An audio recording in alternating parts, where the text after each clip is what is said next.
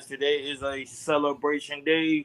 Celebration day, like I said, like we said stated last week, we hit our 1K subscribers. So today is actually a celebration for you guys, and we are very excited about reaching out, pretty much reaching that 1K subscriber goal. So guys, if you're new to the channel, please make sure you subscribe if you have not done so.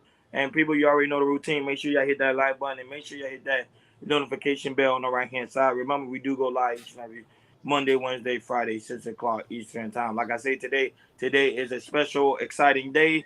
Like always, man. Thank you guys for tuning in to KL Culture Radio. King Jordan, what's going on? What is cracking like in? It is an exciting day today. Yes, man, I'm just thanking God, thanking y'all, praising the Lord.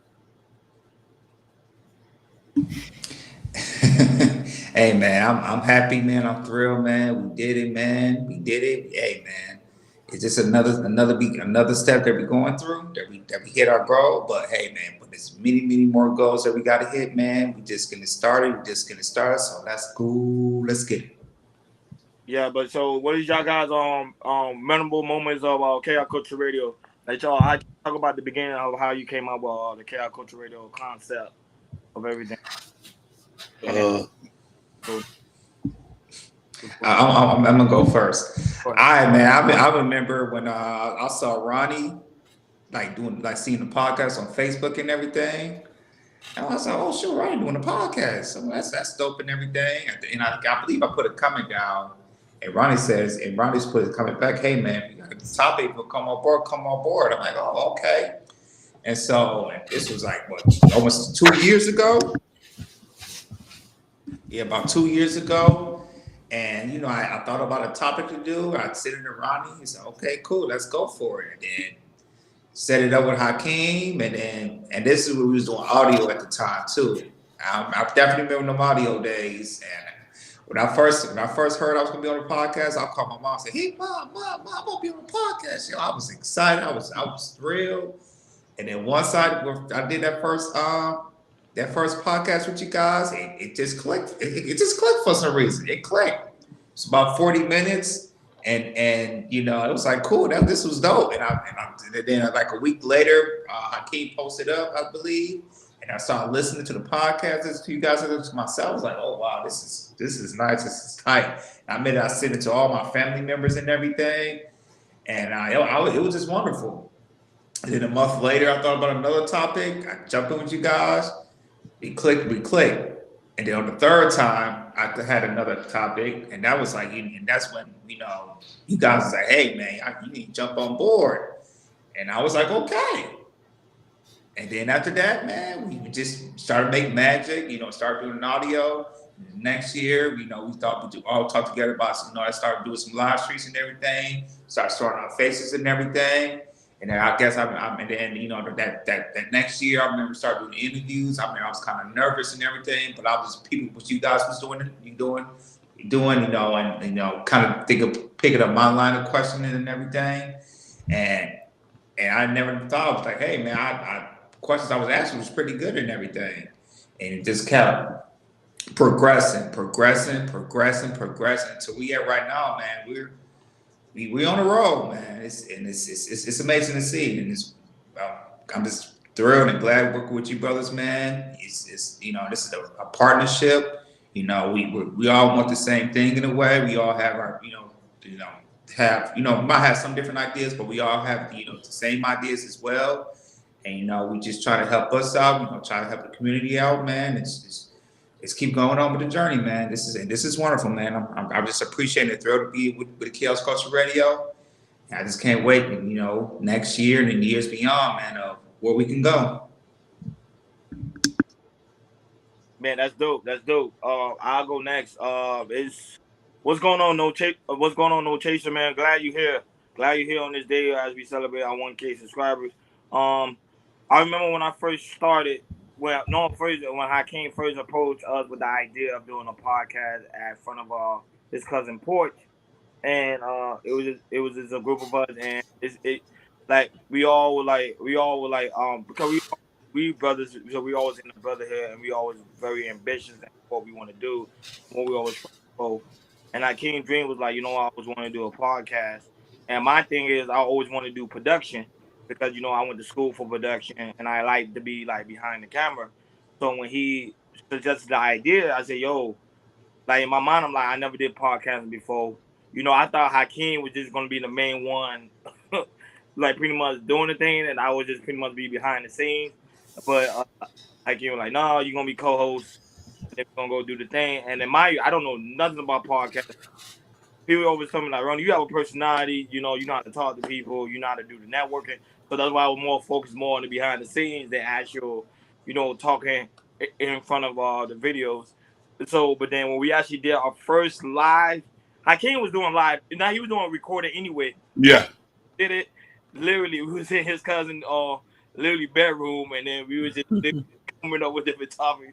We didn't know what we were talking about. I think that day I actually had something to drink in my hand so I could just loosen up, and then we was just BSing and bull crapping, and then like we were just doing like at least once a day, and then from there we were like, oh man, let's interview some people. So I was like, Mhm. okay, we started interviewing people. Man, shout out to man. Irresistible Liz, Erica, that got us forever. Never. Girls like used to be in Saint Lucy, like and Jordan will always be in the chat. Yeah, man, shout out to Jordan on Hurdle because we would used to post the videos, and Jordan on Hurdle be like the first one to comment, like, "Yo, because we were like, not Jordan on Hurdle, sorry, John Smith. Sorry, I got confused. Sorry about that. John Smith was literally the first one would literally comment and be like, "Yo, I rock with you guys." And I'm like, and then we kept figuring out who John Smith. We thought it was one of our homeboys, someone that we actually know. No. Yeah. Bro, so we were like, okay, cool. So at least we had one person, and then all of my homeboys started coming on board. But when we first actually started doing the actual podcast going live. But before I talk about us going live, but this is the beginning of how we interview like different celebrities. We thought that was crazy because we thought majority of the time the celebrities were gonna tell us no. Cause we didn't have a big enough name. We only had like I think like at the time we only had like 20 subscribers at the time. 20 subscriber. Yeah. Interview like Danny Kane, Okay. Mm-hmm. like people like Mad Dog. We interview my like my brother. Shout out to Ray. We interview Ray. We interview different family. I can't interview his different type of family. We need. When Jordan was like, "Yo, Ronnie, I see what you're doing. I want to come on board." I said, "Okay, let's go." Pretty much like he always say, "Let's go, let's just Let's get. join the team. Let's do it." He was always very contribute to the platform. You know what I'm saying? And it was just a good thing to see. And I was like, okay, cool. But then when we went live, I think it brought a different dynamic to our platform because now people could kind of see our faces. Because before they would not see our face, they would just see like, our just our like our little bubble. But now they see our faces like, okay, these people are just human. They're not just robots. And I think that's what made us have a deeper connection with our audience and also to the also to us as well. Because it's like I told people last week Friday, and I mean it pretty much. I meant what we said. It's not like we friends. It's like we're family. It's like we building this empire together. It's not like one chef that's running the whole thing. No, we all and pretty much we all collectively are working as a team, and we all working together. So this platform could be bigger than us, and that's the goal. I want this. That's my dream for this platform. I want this platform to be bigger than us to the point that even if we're not here and someone else is running it, it still be like, okay, KI Culture Radio, we saw them from the ground up, and they actually grow. That's why I say I appreciate Hakeem, man. I appreciate Jordan, man, because I ain't gonna lie, without you guys, I think this dream wouldn't be a reality, and you guys kind of made it a dream come true, even for myself, because I ain't know nothing about podcasting, but shout out to Urban Noise because they were telling me like the people to research and the people to look up to, and I think that's what got my eyes open and understand that the more you are authentic and the more you true to yourself, the more you'll be more and more successful in this game of podcasting. And that's why I say I'm glad that we hit 1K, and I'm glad like what the future may hold for us. Pretty much coming soon. So let's go ahead, Hakeem. Yeah. So 453 episodes, over 1,000 videos on YouTube. This is just something I was laying in my bed, thought about, a premonition from God. I said, hey, I want to start a podcast. I said, I think I can do it too. And talk about things that I care about. I want to give a shout out to Kareem Stevie. Shout out to Urban Noise, Fresh Sound Florida. Because when I brought the idea to them, they said, hey, might as well try it. It's not going to hurt. That's the answer they say. And we went from there. The first 50 episodes was recorded off of this cell phone right here. The first 50 episode audio for this cell phone is not even working anymore. And you know, with Kareem Stevie, she's on the first 50 episode. God bless her. She went and did her own thing. And Ronnie blessed me with his presence. New Jordan Era blessed me with a present. And the gang is here. All I could say is thank God. And I'm shooting for a milli. That's it. Beautiful take, and that like that's a celebration. And that being said, cheers to that. And that being said, Jordan, go ahead, do your thing. All right, people. All right, people. Let's go. Let's go. Let's get it. I got three topics for you guys today, and since it's a celebration, I got three topics for you guys. We're gonna, chop right in it. So the first topic we gotta get into it. It's still trending, and this happened yesterday. For y'all, you guys didn't know. So yesterday at the Atlanta Falcons game, Atlanta was facing the New Orleans Saints. Shout out to Atlanta Falcons. They beat New Orleans. And prior in that game, T.I. and his son King, they went at it for some reason. So the reason why T.I. was there, the family was there because T.I. he was out doing a performance. I think the first performance he did, he was performing "Bring 'Em Out" before the game started to bring out Atlanta Falcons and everything. And I guess he performed in the second half too. Him, Ludacris, and a few other people to celebrate the 50 years of hip hop. And so I guess I'm trying to find the details of it. But as you see yesterday, as you can see, King, went on his live, and him, he got at it with T.I. and Tiny about for some reason, and it looks like they was about to get at it and everything, and you can hear in the background how T.I. was saying you're embarrassing your family and embarrassing your family about what you're doing and everything. So I have a little take on here on TMC, and I'm gonna read it. I'm gonna read a little bit for me. So, following the performance, T.I. and King engaged in what started as a playful back and forth, but quickly spiraled into a physical altercation inside their suite at the Mercedes-Benz Stadium. King began live streaming on IG, where he pleaded his case that he knew about hardship like living with roaches while growing up, to which his famous parents scoffed at his story, claiming he run to his grandmother's house to suck a pacifier because he wasn't allowed into the mansion. So if you guys don't know, I guess King, out of all the kids, T.I. had with Tiny or without Tiny, same thing with Tiny and everything. It seemed like King, I guess he was the problem child, you could say, the black sheep and everything. And I guess he was like the troublemaker in the family. And as you guys heard, I don't know if it's untrue or not, that King used to stay over to his grandmother's house and everything. Stay over his grandmother's house before she passed away. God bless her soul and everything. King reached his breaking point and began to scream. He sent a business, to which T.I. stepped in and told him he was not only embarrassing the family, but he was embarrassing himself. King can then be heard pleading for T.I. to get off him, as you can see, as we will show the video of him get off him, because it was about to get into it. T.I. secured King in the headlock and told him, "Boy, you can't do nothing with me, and nothing you can do with me." As most people in the background can be heard pleading for King to stop before the camera cuts off. Afterwards, King blew off some steam on his IG stories, although many of his followers informed him he was rolling, tripping, and his parents was right. One of his IG, he said, "I don't give a F of who you are, can't play with me, my face not going for the grown ass man now. If I'm mistaken, say don't stop making the world think you from it, what you don't. And he was talking about T.I. So we're gonna show a couple videos. We're gonna show the videos of what happened during what happened yesterday at the game, and after that we're gonna chop it up. Go ahead, King.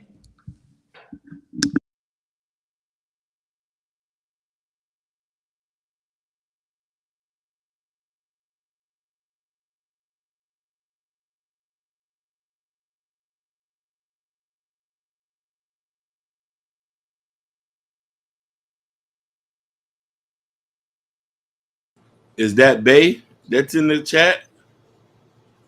Sugar Bum?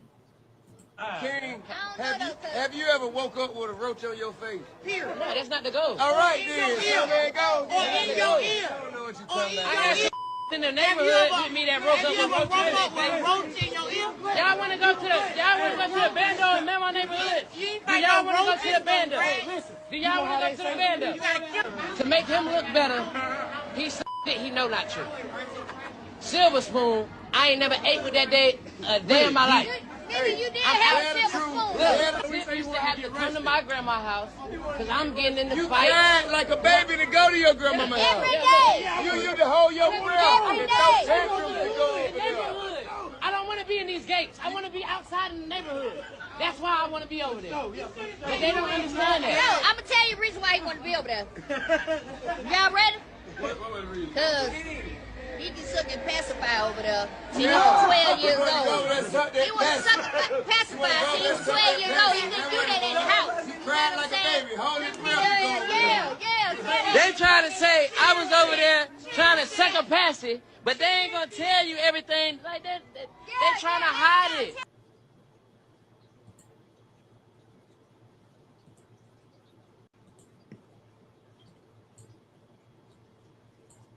Ain't nobody hiding Sugarcoated. He capping. He capping.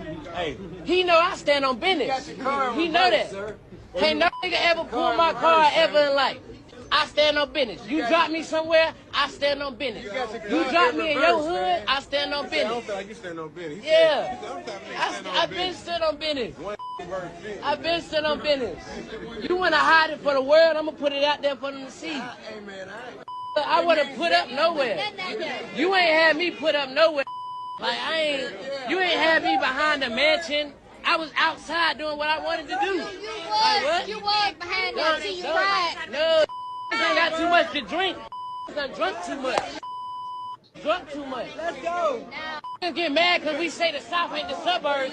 Then he want to talk about some other like this being sick. This being sick. No, I'm being real. You lying. You lying. You up here flagging. You're cat.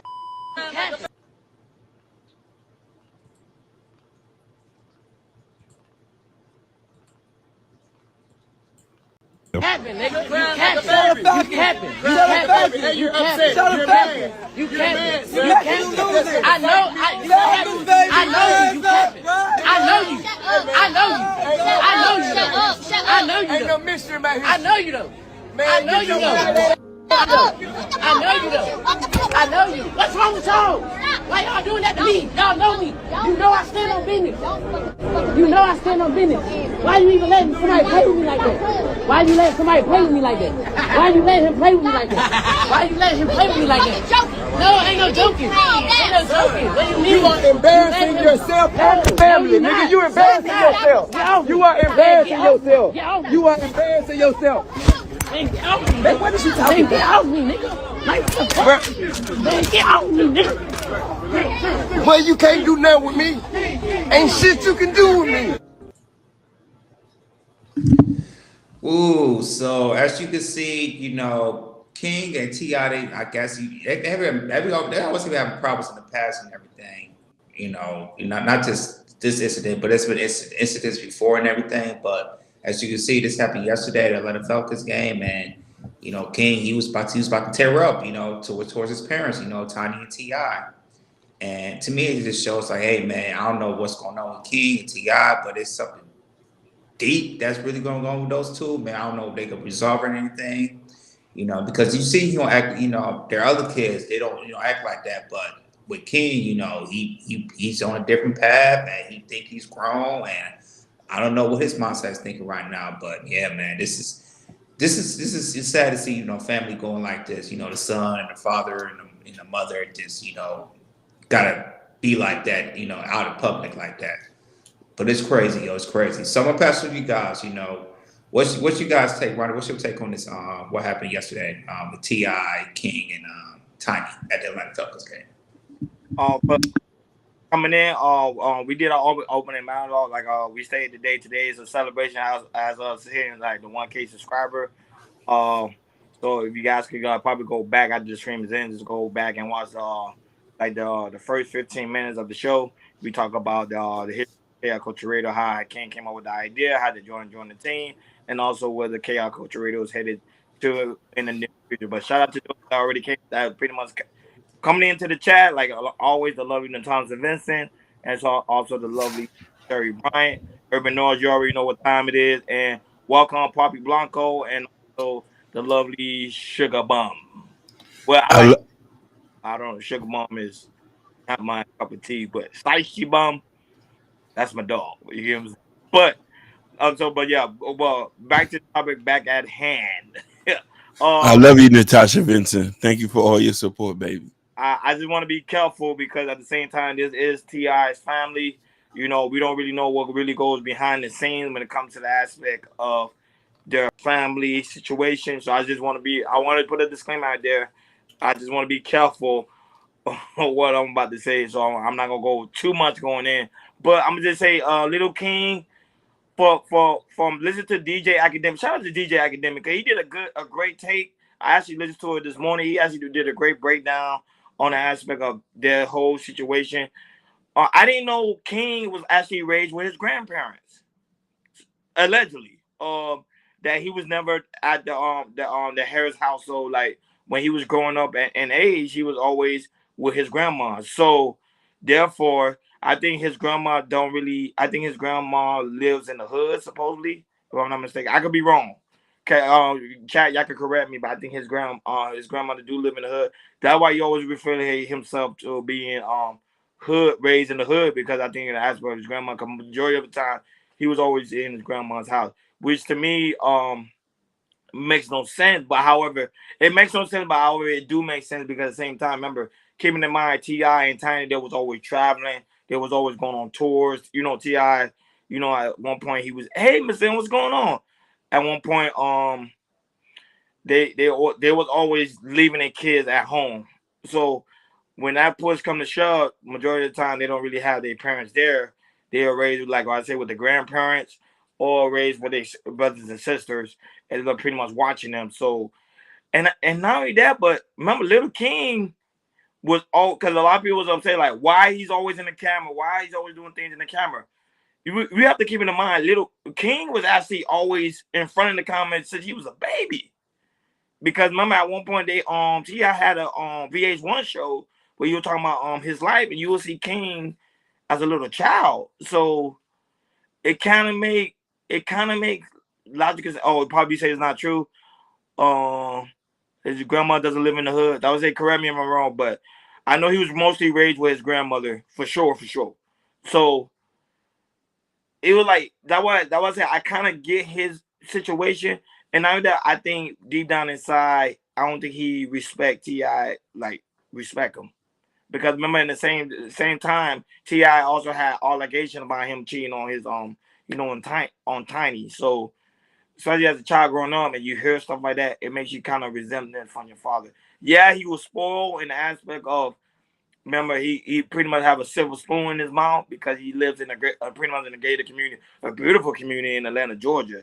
Like not everybody can go to that community, but at the same time, some people they still won't respect their father, even though their father did everything he could to make sure their family have the best, pretty much the best in life. But I just want to hear Hakeem and you, Jordan, y'all take on it, and then I'll come back when it comes around. Go ahead. So you see this situation. There's a term called survival's guilt, and King is trying to prove himself. And I also want to say something too that it might go over a lot of people's head. Ti was there, but he wasn't there. Ti has other kids from other women. So his time was spread it out.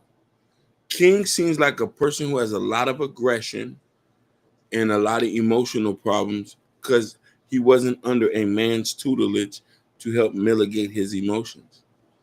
He actually is very emotional like a woman. So it makes sense that he does that. Every issue that he ever had within the last year or so is trying to prove himself. T.I.'s oldest son, Damani, ain't trying to do that. Damani's very cool and mild mannered. You feel me? Damani actually could rap. Damani actually is very respectful. All these kids has been very to be privileged, but to understand is this: you don't need to be so close proximity to the ghetto. Is this, and this is why I say it goes over a lot of people's head. A lot of people would say that, oh, T.I. been there. He's been there, but he wasn't there. Same thing with Future. Same thing with Nick Cannon. All these guys who have multiple children, you don't have enough time to nurture these kids. Regardless if you financially take care of them, now you a telephone daddy and a paycheck daddy. You're not actually a real daddy that's there every day. My dad is a real dad. My dad bought me my first pair of Timberland boots. Took me to my first Boy Scout meeting. I remember those in my mind vividly. My brother like a dad to me. My cousin's dad is like a dad to me. He cooked me meals. He used to cook me meals when I was young. I don't know if T.I. daddy ever did. I don't know if King daddy ever did that to them. I don't know that he ever reeled them or took him out to the park or bought him games and doing this and that. Christmases and birthdays is not enough. That every day maintaining a child is serious. So just because he has money doesn't mean he was an active father. With this situation, I see, with Ti having a bunch of kids, he should know, each of the kids have different personalities. There might be some be acting like you said. Do you think Ti and Tiny gonna be in a $10 million mansion and Grandma gonna live in the hood? That's not common sense. That's not. That didn't make sense at all. That I didn't understand. Yeah, I didn't understand that either. Yeah, but go back to Ti. Your kids gonna have different. But there is some parents, there is some grandparents. They say they don't want to sell their house. I think you know. That is true. Old people, grandparents that do not want to leave the hood. They will stay in that house until they're gone. Little Dirk's grandmother before she died. Little Dirk, he just wasn't even famous. He tried to buy her a house. And she didn't want to move. Same thing with Honeycomb Breezy. Look at King Von. He was trying to move his mom out. She said no. No, yeah, that's true. But go ahead. Yeah, compared to Ti, I just feel like with King, out of all his Ti, all his kids are do their own thing. I feel like King acts the most just like him in a way. I feel like that. I feel that way, and that's okay. Ti, if that's your son, to me that mirror image you, which is how you act personality wise, you should know how you acting back when you was a kid at his age and everything. And you should know, hey, if my son acting like me, okay, maybe the stuff that my father wasn't there or my mother wasn't there, I can be there because King's acting just like me. But I just feel like with T.I., it's like since King's acting like this, he's a certain type of way, he's calling for help. He's calling for his dad. It's like, hey, Dad, I know you're a big time superstar. I know you was rapping and everything. You provide, not just for me, but for your mom and for the other kids as well. But for me, it seems like King's like, hey man, you wasn't there for me at certain areas, at certain times in my life that I need you to be there. And I don't think T.I.'s, and to me, I don't think T.I.'s listening to that because I think he think that's with his other kids, they knew about, how T.I., the superstar that he had to provide and everything. And, that's where probably not hearing from his other kids. But with King is he's not saying it, but you can see how angry. Just look at the video. You see how angry he was. Man, don't touch me. Don't put your hands on me, all that type of stuff. Because it just shows like, hey, man, you're not listening, but you want to, but when I'm wrong, you want to tell me what to do. And when a kid acts like that, that just shows, hey, You wasn't there. You wasn't there earlier to tell me what to do. Why you tell me right now? And I could kind of feel what King's going through in a little bit. Even though, I'm still not a line of disrespecting your people, especially out in public. I'm not cool with that. And King needs to find a way not to do that, disrespect your parents out in public like that. Especially when you're on live and everything, because as you can see, we're talking about it right now. I just feel like personal thing with family stuff that you're going to, you talk, you take care of it privately. But with King is different. King is used, like you say, y'all say earlier, King is used to, coming out, being on television, especially when they had their television series on, I think it was on BTT, the King House on NTV and everything. So King is used to being on the spotlight and everything. And I feel like with King, he think that's real life. That's why you see him, when stuff goes on, he's posting it on IG. Because he used to stuff like this when he was on the show. Now he's continuing and bringing in a little bit of life on IG. And now what that is, now we're looking at some situation that with family things that we should even know about. But as King, he's used to it, and he's showing this, hey, this is my real life, and he's gonna monetize it, and he's gonna profit off of it because he's so used to it and everything. And I just feel like T.I. never had a little talk to him about, when the stuff is business. When stuff is personal, what I think what they're going through. Hey man, we need to show this on camera. Let's not show this on camera. Let's not show this live. Let's talk about it. And I think with T.I., I think he messed up on that, and not telling King about that. And now you see King is acting up and everything, do what he want to do. Cussing at him, try to fight him, and showing it on live and everything. And King will say, "Man, let me tell you how you really are." Just like a similar situation, but we see that situation of Romeo and Master P going there like that. But I feel like Romeo kind of handled it in a respectful way, even though he posted on the internet, he didn't really cuss at his dad as King did and everything. So I feel like with the King and T.I. situation, I just feel like T.I., he's just he's a different type of personality that he wanted you there, even though he was working. Maybe he had to call him or anything that like T.I., I want you there or something, but you wasn't there, and I feel like T.I., he's still kind of missing the mark of what King wants and everything, and that's why King is really spurling around. Do what he want to do on Instagram with the families around the public, and it just make it look and it's make it look bad too. Even though it's embarrassing, for King and the family, and it's kind of embarrassing for T.I. too. T.I., you got to feel a little bit embarrassed of how you let your son put your family in a situation like that, and and posting on IG. And now we're talking, not the whole world, the whole America's talking about it because the situation happened yesterday. And it's just sad to see. Hopefully T.I. can really wake up and try to get a better relationship with King. No, Poppy was saying in the chat, he said, of course, when you watch the show, it shows like all his family together in one household. But people got to keep it in mind too. Sometimes they'll do things for the show to make it seem like they're all in one household when they're really not all in one household. Keeping in mind, you understand something about these celebrities. They don't tell everything to the public, everything that's actually going on in their household. They just don't. That's not logical. It makes seem to us they together and they all get along, but behind the scenes they really don't get along. That's the same thing what happened with Little Boozy. Everybody thought Little Boozy, all his kids get along, but then later find out they all don't get along. So that's just how family works. Everybody know there's family that you actually live with, and you be like, we can't get along, so I'd rather go my own way and go my own route. Majority of his kids now, I think his daughter recently, she did an interview how she was embarrassed how her father was talking about her virginity. T.I. I forgot which one was it. So I'm saying, like, we don't know what actually goes on within their house. Zonika, I think that was Tiny's oldest. That because you're like, why is he talking about my virginity on social media? So T.I., that I'm saying, like, certain things is not meant for the public. Stuff like that. Like her virginity, to me, I think T.I. dropped the ball on that aspect. So that would say Little King is reacting to something that's really going deeper inside within that household. She said no is Denasia. Thank you, Sugar Bun.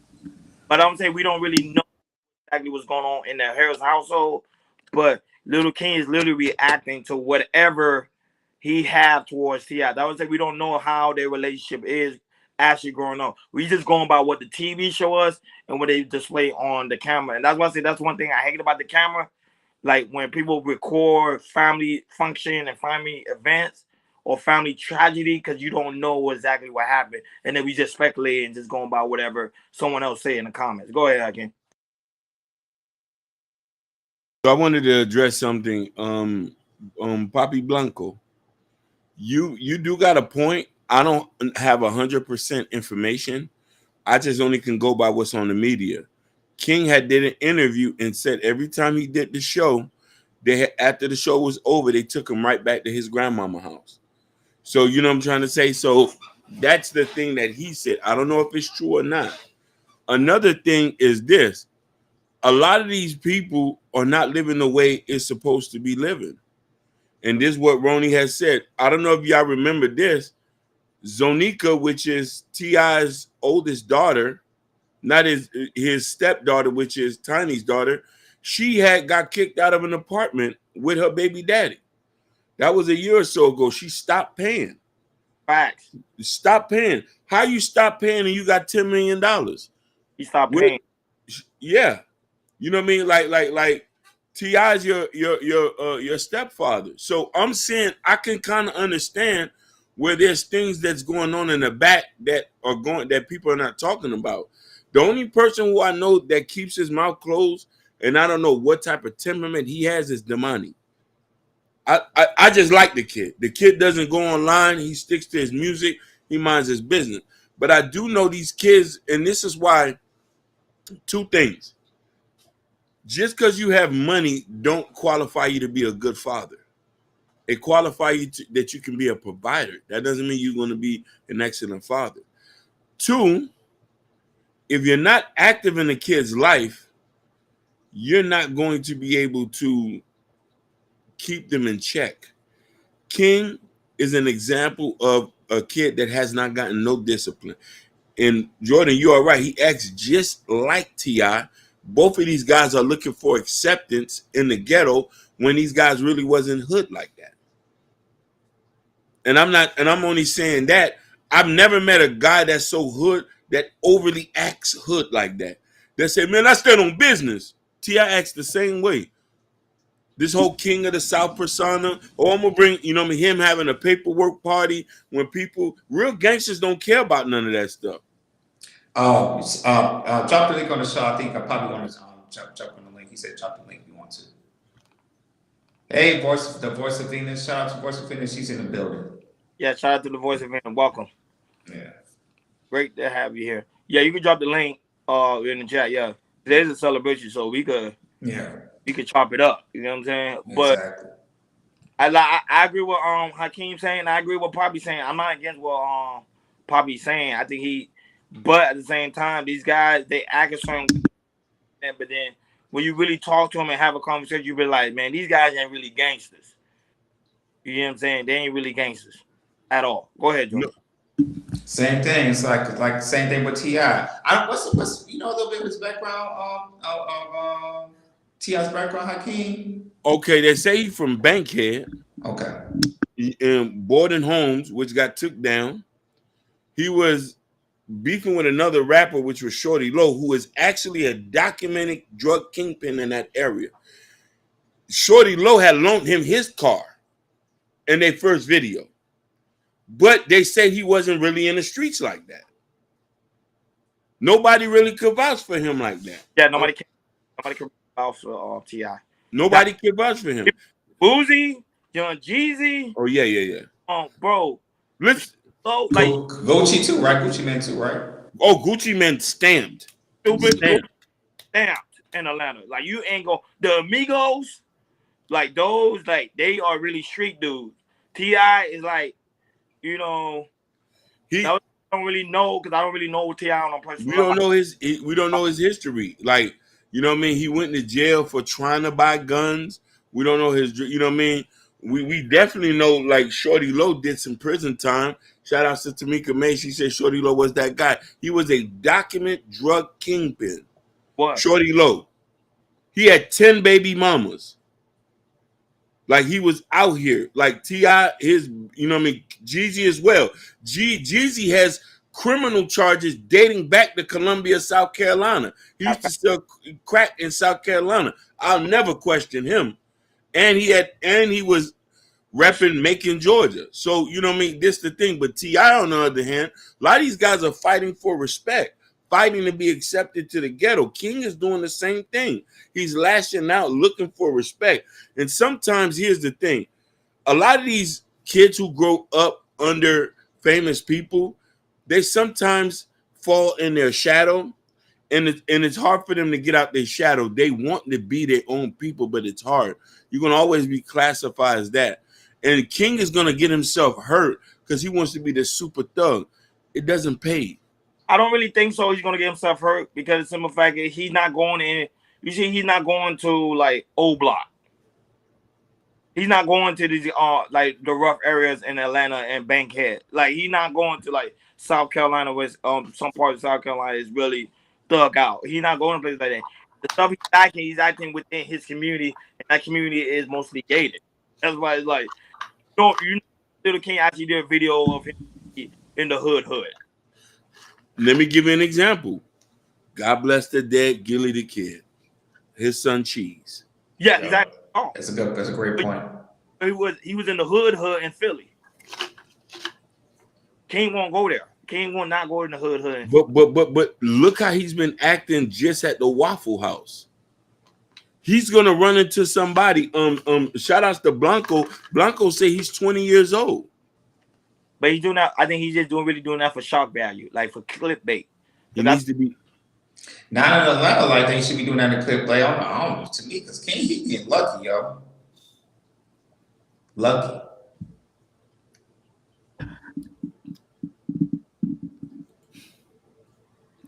Sugar Bum said King looked like his mom before surgery. Lord, oh, hell. Oh, my God.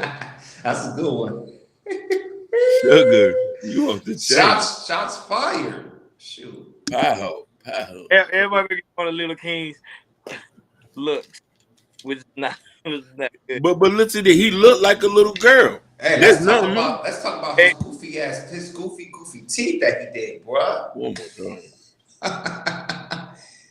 Looking like Goofy from the Goofy movie.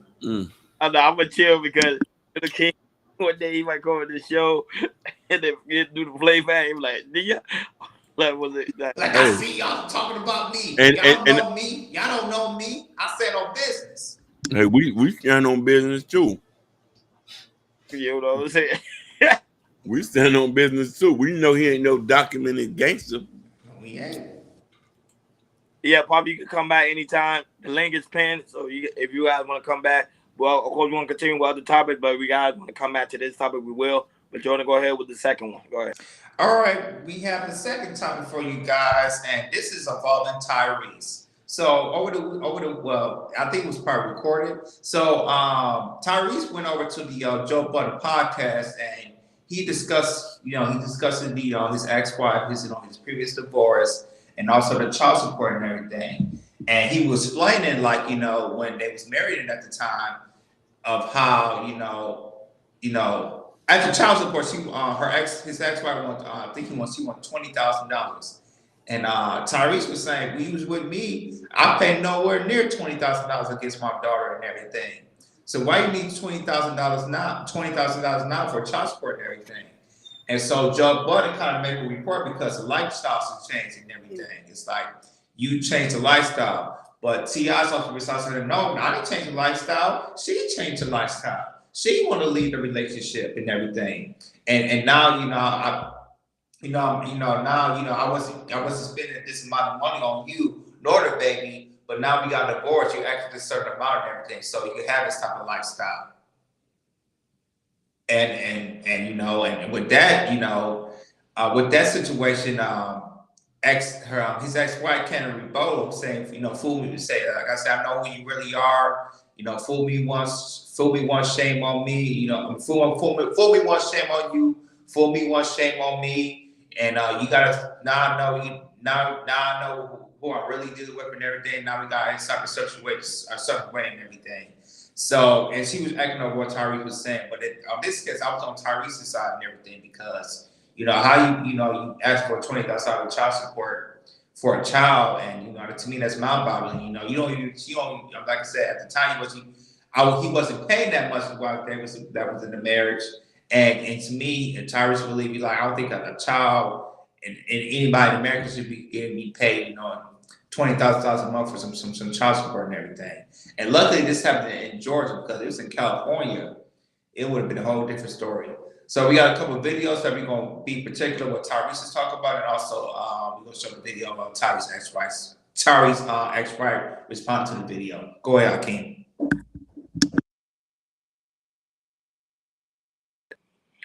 Shout out to Ashton and shout out to Y High. Welcome. Thank you guys for coming by. I forgot to give you a shout out, Y High. My bad. Go ahead.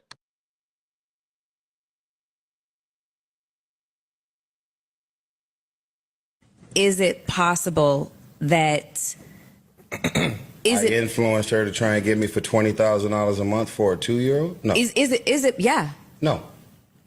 We never spent $20,000 on my daughter when we were together. Mm-hmm. And I had the money. Yeah, but no. I don't like who spends that kind of money on a kid. Mm-hmm. She was 1 when she took my baby from me. We never spent $20,000 a month on our child, and the credit card was wide open.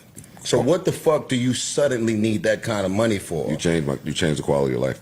I was going to say the exact same What thing. happened? Like the quality of life. No, he didn't. Yes, do he you did. you don't wait, Ish? You don't think that the quality of He her did. life changed simply He by did. simply by entering his existence and his orbit? Did you hear what he said first? Yeah.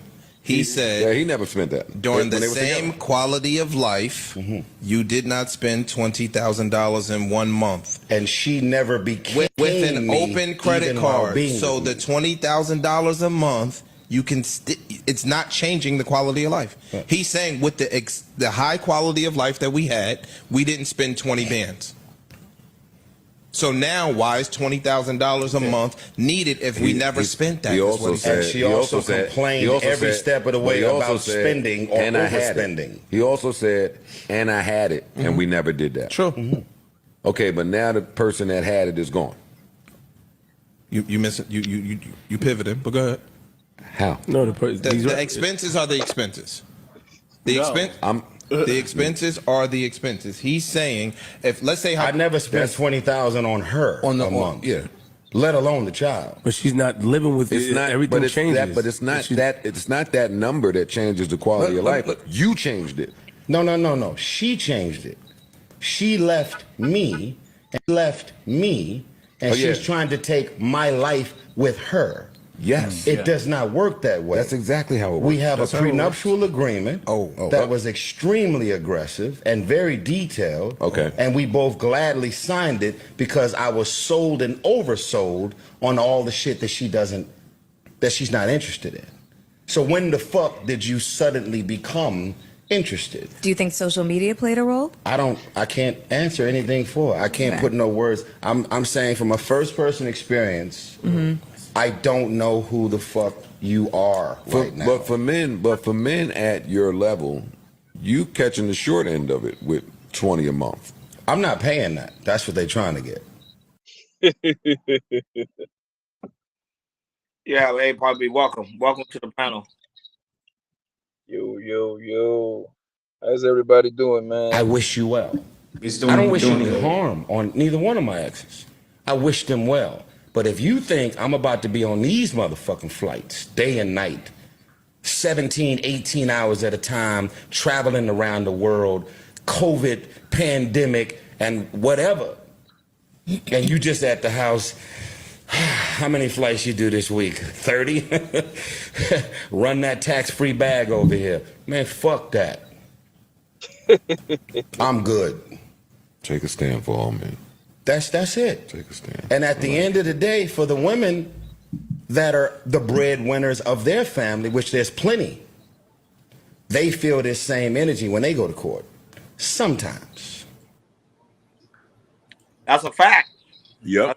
I'ma call this one, fool me once, shame on you. Fool me twice, Shame on me. Let's get into it. Now, this might make some people mad, but it is what it is. Y'all, once you learn what someone is capable of, you have to handle them a little different.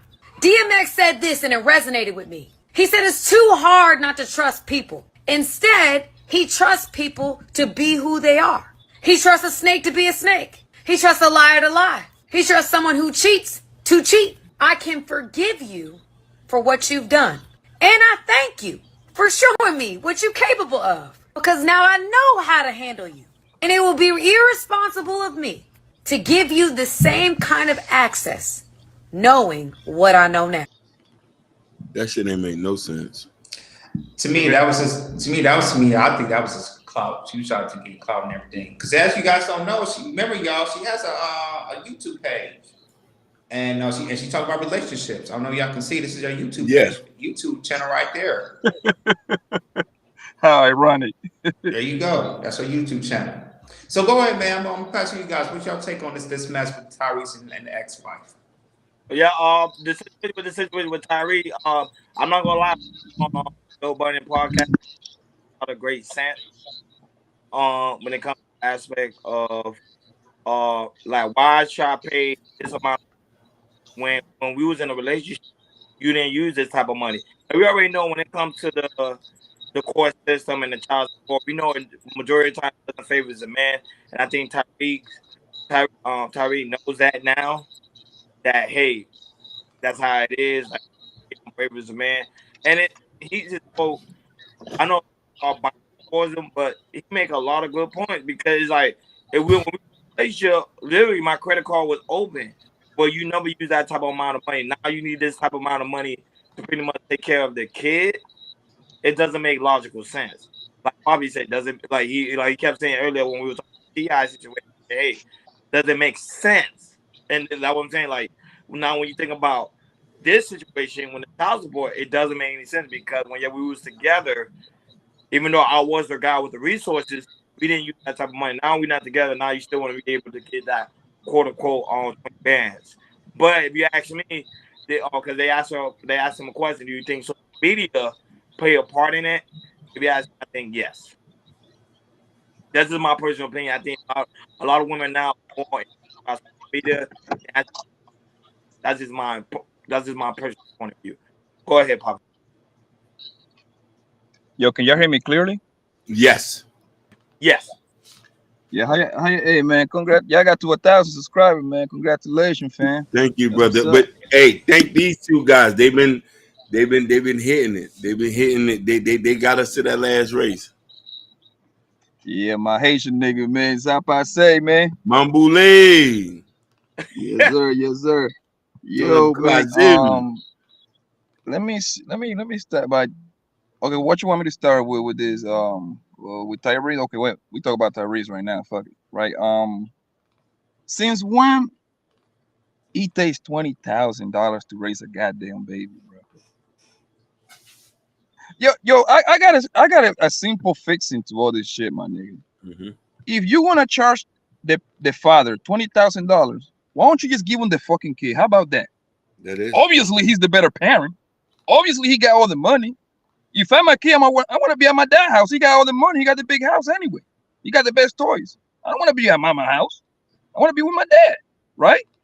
Since when it takes $20,000 just to get by for? Yo, how many people even make like that little kid made 40,000 literally in 2 months? Most people don't even make 40,000 a year, bro. And they got a roof over their head. Mm-hmm. They got a roof over their head, right? A whole apartment. Yo, you can put a baby. I don't know if you got parents over here. I got kids, bro. You can put a baby in a goddamn drawer, my nigga. That's a tiny space they need. You know what I mean? Like is this kid rolling up on a Rolls Royce or something? Like, if this little nigga need a mansion to live or something? Like, what the hell, son? Man, it's obvious that the 20,000 is for her to kind of continue living the celebrity life that nigga Tyrese gave her. You gotta understand though, Tyrese have been in what? How many Fast and the Furious Tyrese movie had he been? At least 6 of them. He's like about 7 or 8. Yeah, the whole Do y'all know what kind of royalty checks that nigga's getting? Yep. That's To a remind fact. you, he wasn't in Transformer movie too, right? How many Transformer movies he's been on? 3. I think 3. Yep. Yeah. To remind you, that nigga's a singer. He getting a little bit of royalties down that from that way too. Yep. That's a fact. We're not even counting the other movie. I'm not even counting that movie that when he was Jody, man. He probably ain't making no money out of that movie. I'm counting the ones that are Baby Boy. Yeah, that bullshit. That nigga probably made that movie for $5,000, man. Yo, but son, since when you need $20,000? Yo, it's crazy. Like how you charge the father $20,000. Why don't you just give him the kid? Yo, I can go get my mama, my sister, move in with me, man. Get this little nigga a tutor 24/7, and it still would be less than 20,000, bro. Like, why don't you just give him the kid? Shit crazy, my nigga. And but the thing is, all these people is living through social media, from social media is fucking this bitch's head up, bro. That's all it is, man. That's all it is, bro. So they see the Kardashian, they all want to be the Kardashian. They see how the people that are making $100 million, they want to live that way too. And it's a good thing that Tyrese is like kind of like I don't know how effective that's gonna be, because if the judge already ordered, I don't know how can you get out of that. But man, I'm like yo, I'll be just like him, like nigga, I ain't paying that shit, man. Like you suck my dick, yo. Hey, Poppy, man, I couldn't agree with you more, man. Looking at the Department of Agriculture, it takes between a year, probably approximately about $16,000 to raise the kids per year to raise a child. How the hell you want $20,000 a month just to raise for a child, yo? I don't money. I don't get what she's doing, man. I really don't get it. Not, and mind you, she, like I said, she has her. Like I showed you guys, she has her own YouTube channel, and she's trying to be the next, the date doctor, the relationship, the relationship type of person. Oh, okay. I see what you're doing, the balloons and everything. But yeah, she want to be the next relationship guru or expert, like a lot of these other YouTubers want to be and everything. And the thing is like with the clout, and the thing is and the thing is about it, you see, she kept the her last name Gibson, because when you keep a man's last name, it kind of give you that clout, in a little bit in a way. It kind of give you that brand name in a way when you get the last name and everything. But yeah, man, she out of her damn mind. She was out of her damn mind once. She left. The Tyrese for no reason, because she was so unhappy for some reason. I don't know where that came from. Now that she left, and now she's not making the money, she don't have the lifestyle that she had with Tyrese. She said she made a mistake and want to go back with him. Like, it don't work. I'm sorry, man. It don't work like that. It does not work like that. Now you want to fight for child support, try to get $20,000 because you want to get that certain type of lifestyle. Man, it's not going to work like that. It's not going to work. If you feel like you can, if you feel like that the lifestyle that your child needs, like you said, Papa, give it to Tyrese. Tyrese will do that. And now you're a little bit jealous because now he with another chick, and you mad because he want to leave the chick that he with because he won't go back to you. And a lot of women do that too. I don't know why they do that. Like I said, once you leave the relationship, and then she say, "Oh, this is I'm grown now, I'm healed. I'm not the person I'm used to be, and now you can take me back." And Tyrese is like, "No, I'm not doing that. Of course you may be healed. Okay, you went to church and everything, all that type of stuff. But at the end of the day, a man like that, a man like Tyrese, he is not going to forget that. And I with Tyrese, it's like I'm not going to get back with you because what happened? You changed, and that you changed, and now you saved, you're healed, all that type of stuff. Now you're a different person. No way. You hurt that man. You hurt that man's heart, and now you're trying to hurt his pockets. And Tyrese said, "No, I'm cool with that." If like I say, if you want to sell it, and also like you say, he did a prenup and everything, a hardcore prenup, and I'm glad that he did that, because if he put that prenup, oh man, she probably got half of the stuff that he owned, houses, money, all that type of stuff. But yeah, man, shout out to Tyrese, man, just standing on his ground and standing up for men, being in this situation of, saying no to child support paying 20K a month. Hey, you better be maybe 4 or 5K a month, but that 20K a month ain't happening. Go ahead, Hakeem. This where I'm gonna have an issue with him, man. He didn't do the proper vetting. After you had their first situation and they kept your daughter away from you, your oldest, and she dragged you through the media, dragged you through courts, you should learn your lesson and say, maybe this is not what you want. If I went through something like that, I'm going to learn. I need to find somebody that's either equal or have more, or that's looking for something different than what I'm looking for. Because and this is the thing. This is the sad reality of becoming rich and famous. A lot of people who get with you not going to love you for you, unless you was with the woman y'all came and grew up together from the slums. Those situations don't tend to stick. 90% of dudes leave the girls that they came up with. 90% of them. Kanye West had a black girlfriend before meeting what's the girl who do the slut walk? Amber Rose. Kanye West had a girl that he was dealing with in college. As soon as he became famous, we don't hear about her no more. We don't even have pictures of her no anymore. Yeah, she was solid. Solid. That's solid. No cap. You know what I mean? You leave her to go for Amber Rose and you go do this. So, and Kanye pays $20,000 in money child support. You know, that's nothing. But Jordan, this was. Go ahead. You paid $200,000. Yeah, 200,000. So I'm saying proper vetting is important, even in our level as men. You know what I mean? It's very important because you could leave with your wallet, your last name, and be in financially shambles that you'll never recover. Some dude told me this in Massachusetts one time. The woman who you have kids with determine your future and your kids' future. Your kids can end up in poverty.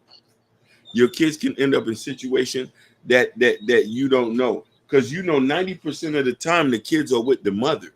You're just there to pay for them. Yo, I gotta disagree with you, Brody. Because Go ahead.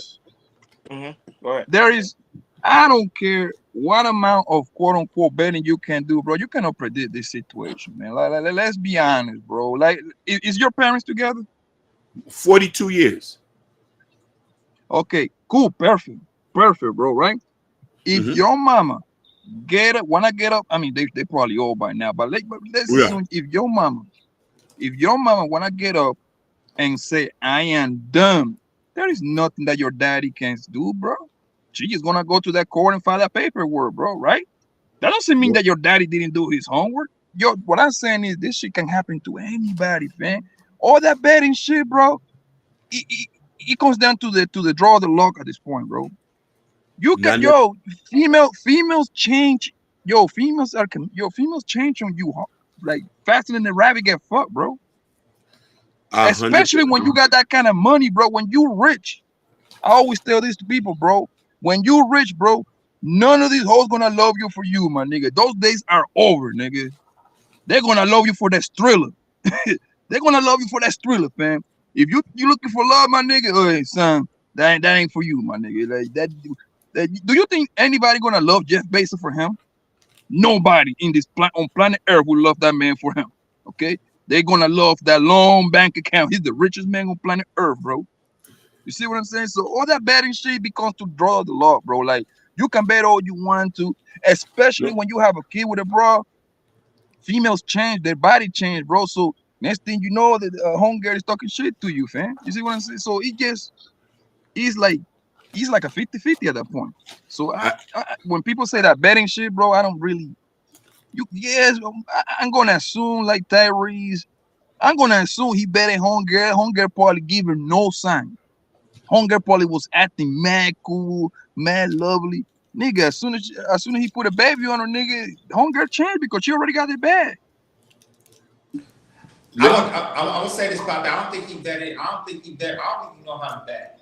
I a little agree with you about something like the majority of these women because, like I said, we're in a different generation of women. These women are very different from the women back in the past, back in the 90s and 80s and all the way to the 60s. But I still like Tyrese still has a problem not vetting women. I'll give you another example. The chick that he went now. You remember was it 6-7 months ago that he went on live and she was on the video as well, and she said she was digging Paul Wall before she was digging Tyrese and everything. Yep. And he was like, don't talk. How can you say that? Don't touch me. Don't touch me. And to me, Tyrese, he still don't know what he still don't know how to vet or pick a right decision a right decision and everything. And also, and Bobby, you made a great point about how Tyrese, he's an A-lister. He has the money. He's a superstar. He's been on to Transformers and the Fast and Furious and everything. So I would say maybe 90% of the population of women, especially average women, they're gonna see you to go look for the money. To me, it's a very super rarity of women, super duper rare, that you're gonna find that's looking for you and just look for you and like you for yourself. But for Tyrese, since he's at the level that he's at, as a superstar actor and everything, it's gonna be hard for Tyrese to find somebody that's looking just for him and not for the bag. Go ahead, Hakeem. Yeah, go ahead, Ronnie. And let's be careful. There's kids are watching the show. Oh yeah, watch it. So yeah, shout out to the people that's coming into the chat. John Smith, we gave you a special shout out in the opening monologue. Go check out after the show end. Go check it like the first 15 minutes of the show. We gave you a special shout out for the number one in the chat when we first started. Shout out to Motivating Vision for being here. Shout out to Sherry Bryant, aunties, also Bobby, right? I'm saying the name right, Hakeem, Bobby Bryant for being. She looks like a diamond. Yeah. Shine bright like a diamond. Say it again, Hakeem. I say shine bright like a diamond. Oh, okay.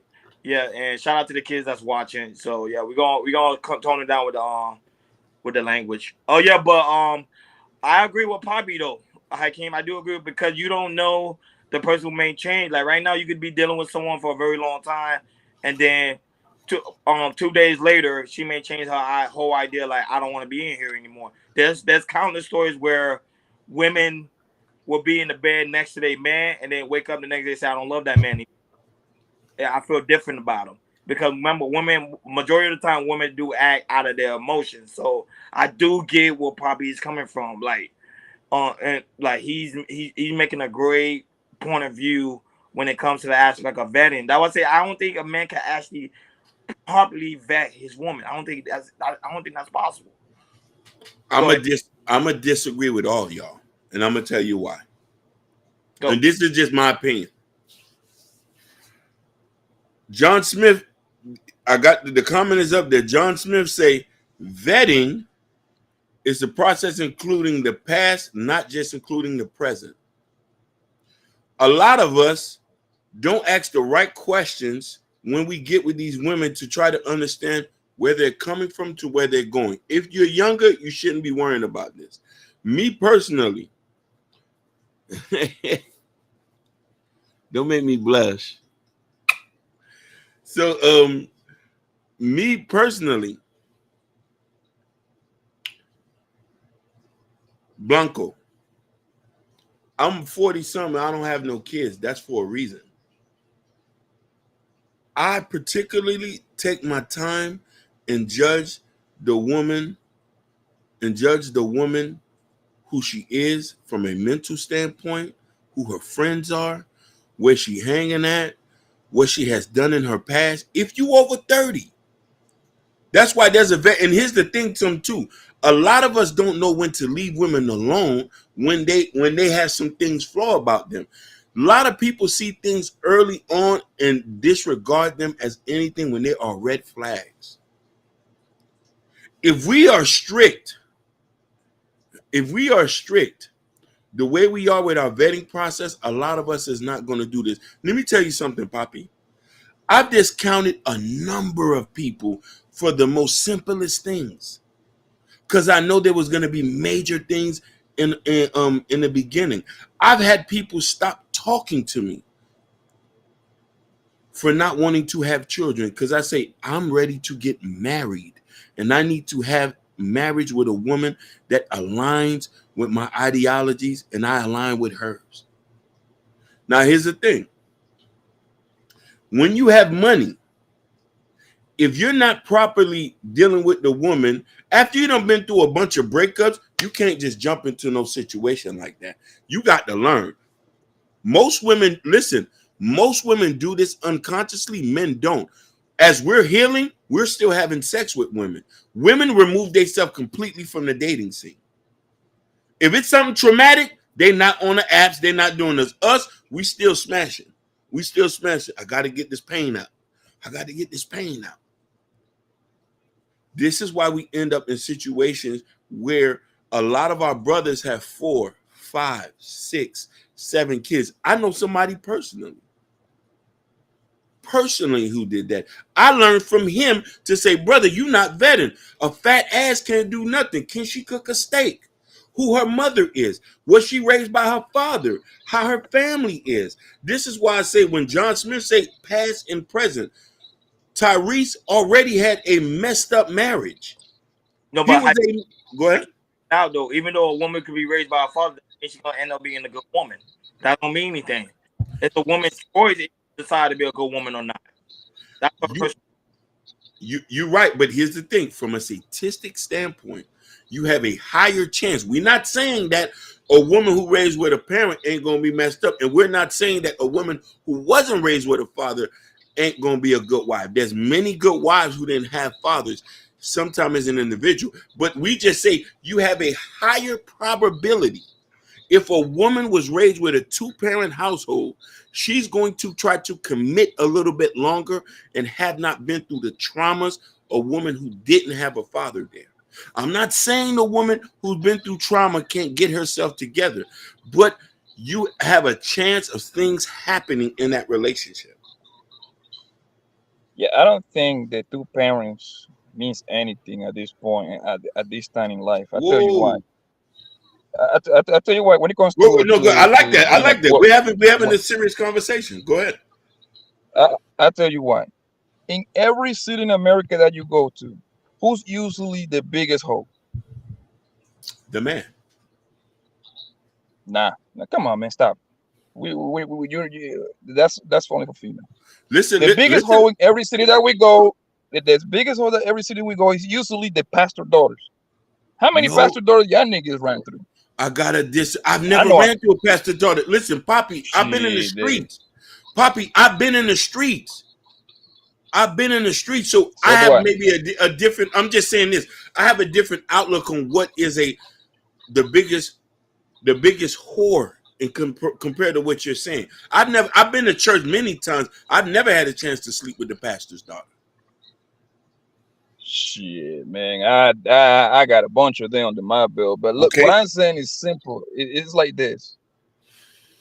Can the 2 parents whole help you? I'm pretty sure he can, bro. But bro, when a man get with a woman, son, you pretty much at the hunger mercy, fam. Like everything can be good from the man's point of view. Once she get it be one day she get up and be like, man, I ain't happy no more. Because that's what usually is most of the breakers. I ain't happy no more. They bounce on you, bro, and that's it. And nothing a man can do about it. And you know what it is, bro? The number one reason why that kind of activity is going on is social media and her hungers. When you're in a relationship when you're in a relationship with a girlfriend, your biggest enemy is goddamn Instagram and Snapchat and her best friends. They're gonna get involved in your relationship whether you like it or not, fam. True. That's just how it is, bro. That's true. The best thing you can do as a man, bro, if you get with a girl, my nigga, you need to cut her best friends off, bro. You need to kill that noise. Hey, man, you ain't gonna be over there no more. Because she's gonna be your biggest enemy, fam. She's gonna try to take home girl on girl stripping and hack girl summer and all this bull. You know what's gonna happen after that, bro. No, Tamika ask a question. Tamika say, why are you sleeping with loose women? Because it's easier. You don't have to put too much of a work to sleep with her.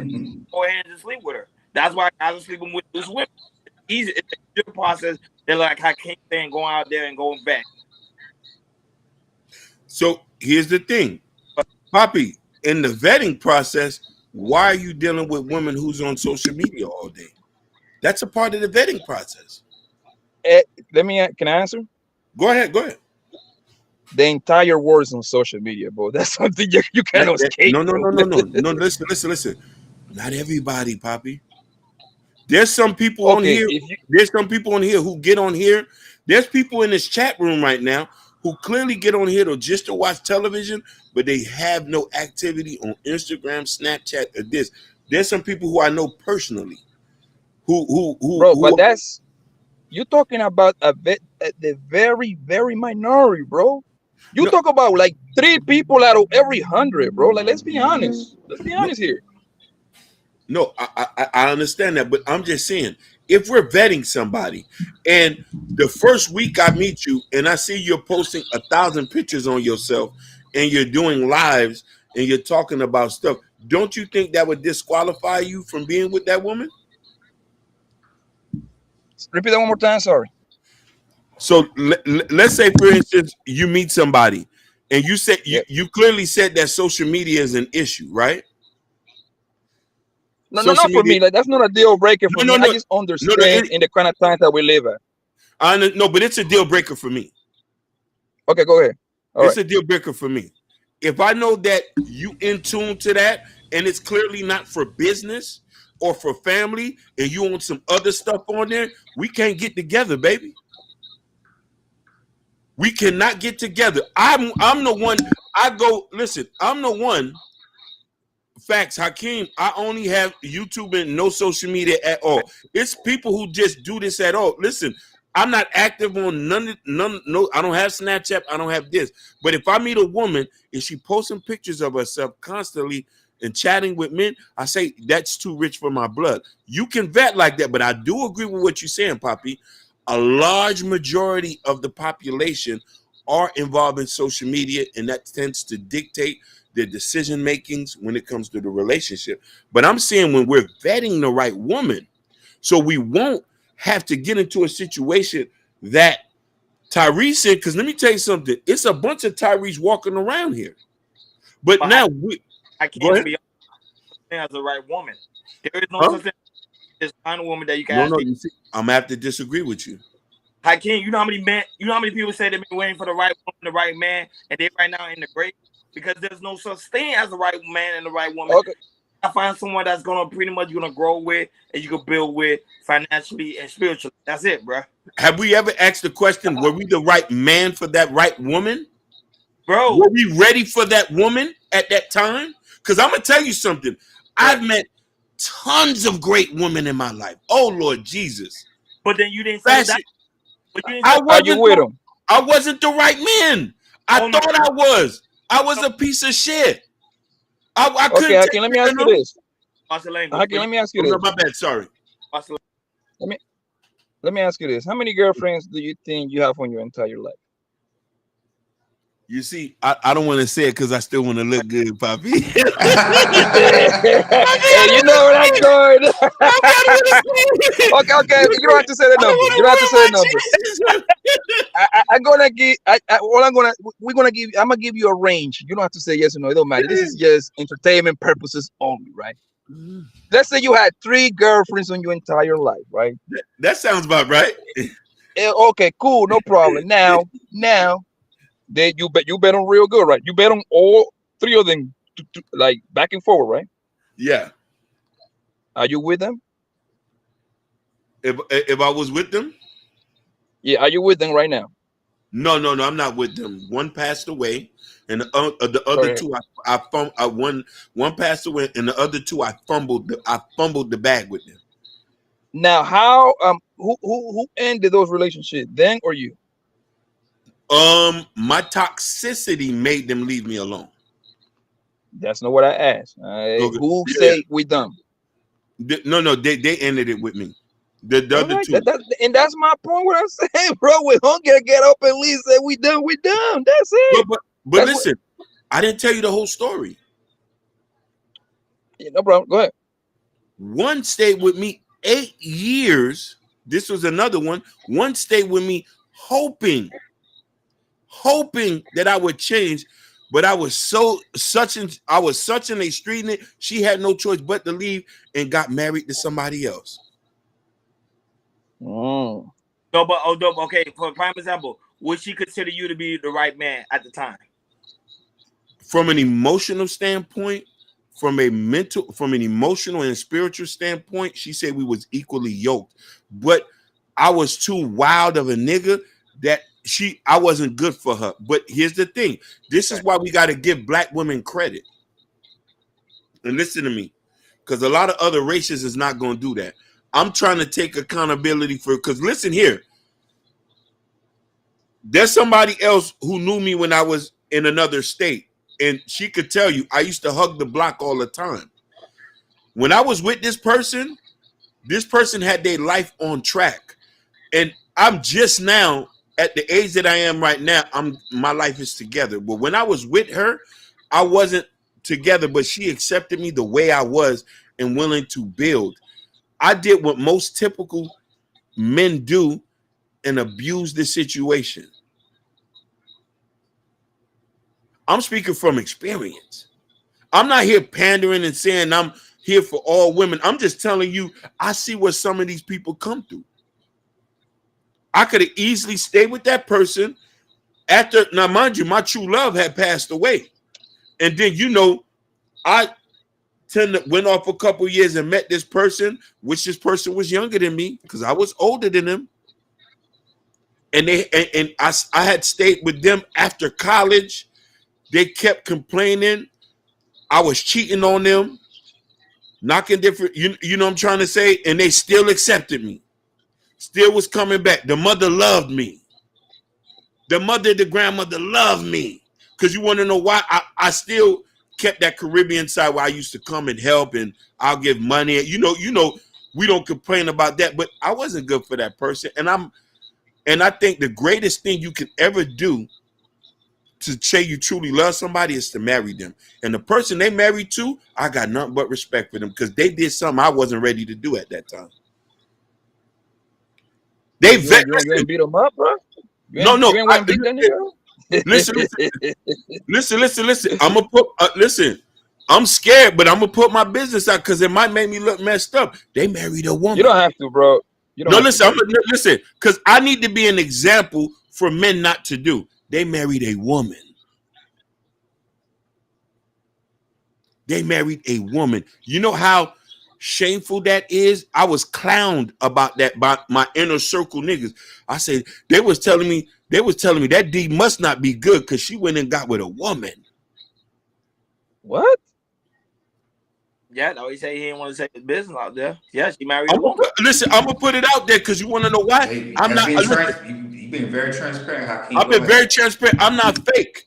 I'm gonna always keep it real, Poppy. I'm keeping it 100 with you. Hakeem, listen, you dodged the bullet, my nigga. No, I didn't. No. I didn't dodge a bullet, Hakeem. I didn't dodge a bullet, Poppy. I wasted that girl's life, and she deserved better from me. But I should have with another woman. Come on, bro. No. You gotta understand something. We can do the most treacherous thing to make people do the most thing. This is the stuff that we don't want to take accountability. I had to go to therapy to learn that. I had to go to therapy to know that. I know I was toxic. I still kind of have some toxic because I need somebody who's going to cook a steak and give me on-demand sex. But let me tell you something. And you want to know what's so crazy about that, Poppy, about this person I'm talking about? They called me and listen. No. No. But let me tell you something. Listen.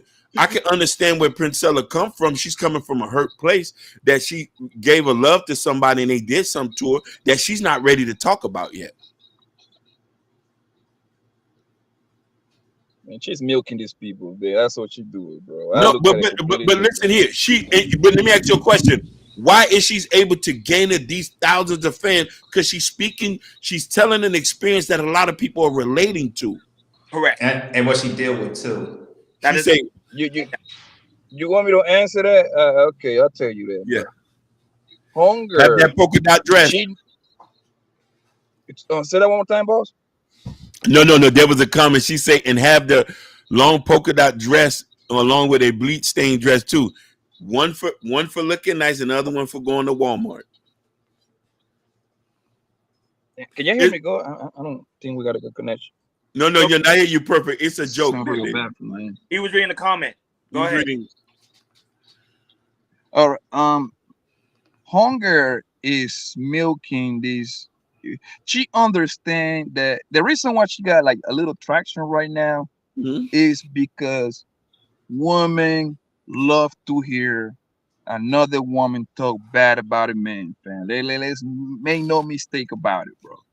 And women think that they found somebody that can quote unquote go toe to toe with a man, like when it comes to the debating shit. So that's what she got this little traction going on, fam. But at the end of the day, bro, she understand that she using that to get money out of this, bro. She understand that everybody don't have a breakthrough in their life. She knows that, right? So she using that propaganda to start telling females like, oh man, you don't even she's so far left that she's telling female not to even deal with a man. So I don't know how the fuck they're gonna create babies. Like I wanna know that one. I wanna really know that one. I know we really advanced in life, but I wanna know how two women's gonna create a baby. But hey, good power to them, bro. It just like, and going back to your to what we was talking about, but bro, I don't think, can you bet a woman? Yes, you have to do, but you cannot 100%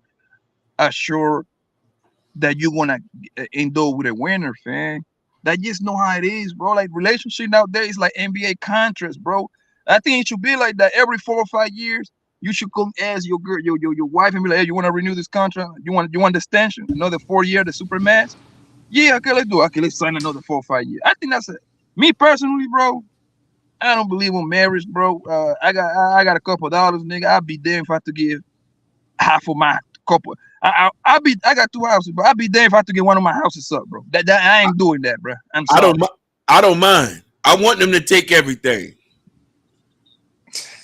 I ain't giving hell. I ain't giving them, bro. Shit. Fuck that. Listen. I grew up in Miami, so I still kind of got like a dope boy mentality. I said, go ahead, little mama, take it. I'm just gonna get that right back.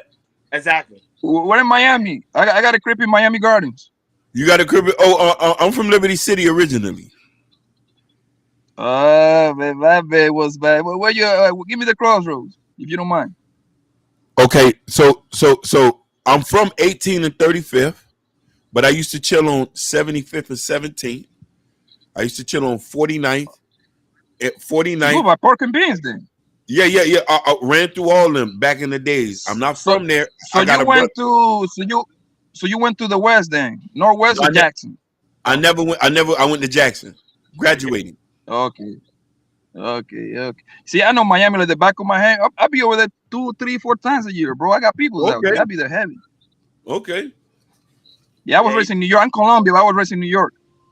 Okay, Bogota, Barranquillo, yeah. No, Cali. Are you from Cali? Okay. Listen, I grew up with some Colombians who are black Colombians. They was from Barranquillo. Barranquilla. It's Barranquilla. Barranquillo, yeah. Well, so we going on to the last topic.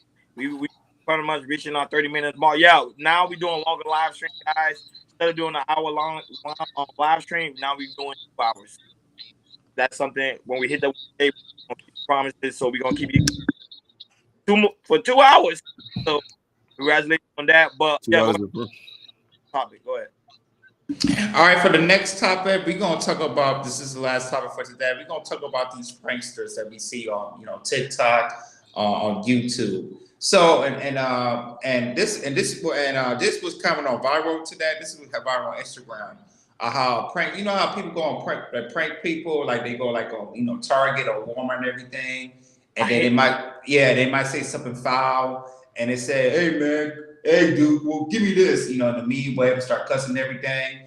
And then the person would turn around and say, what you said? And then come around and say, oh, no, it's a prank, it's a prank, it's a prank, it's a prank, and everything. And to me, I really want to talk about this topic because I feel like some of these prankers, they get it out of hand, and I feel like if the prankster, they picked the wrong one, they probably won't do it again. And I just feel like this is a good topic to talk about because I know, like I said, especially I know we're on the age, maybe in our 30s. I don't know how old you are, probably, because I know maybe you're 30 and above. You know, we don't play like that, you know, when it comes to pranks like that. And here's a video I want to show you guys how this one prankster, he was pranking this a Navy vet, and he was pissed off. And also he pranked another guy too, and he got pissed off too. Go ahead, Keem, show the clip.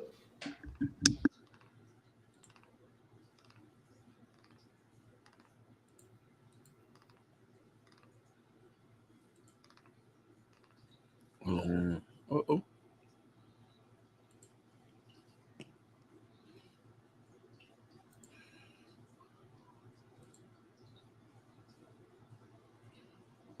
Keep on the next one. He'll show. Hey, bitch ass nigga, hand me that real fast. What? You talking to me? I said, hey, my brother, can you hand me that real fast, No, bro? bro, you talking to me? You talking to me? A veteran? I'm a motherfucking 100% disabled veteran. Bro, United States prank. Navy. It's a Man, prank. you talking to me like that? You know who you talking to, motherfucker?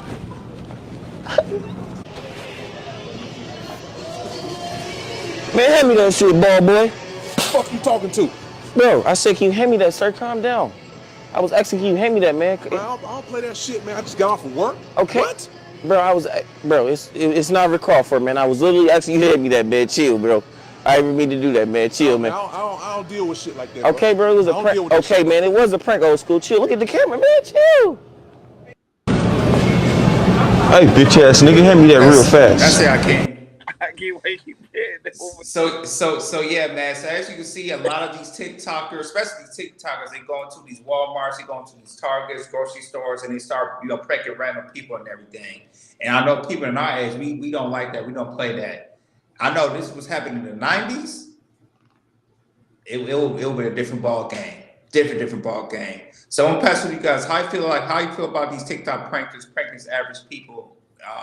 Pranking these average people in the Walmart. They do the regular shopping, and they found out they're gonna get pranked by these teenagers, TikTokers. Go ahead, people. I don't know about. Did I send it to you guys? There was a recent story that a prankster got shot. I don't know if I saw, dude. I think I did send it to you guys. There's a YouTube prankster got shot. He didn't get deleted, but he got seriously injured. Like, don't play with people. Like you said, you got people that's just literally coming from work. They're going through a lot of things. You don't know what's going on in their mental capability. Well, shout out to you, Black Beauty. My bad. I forgot to give you a beautiful shout out. Welcome, Black Beauty. Welcome. Yeah. So you don't know what a person's going through at that moment. And then someone comes around and do a prank on you. It's not cool.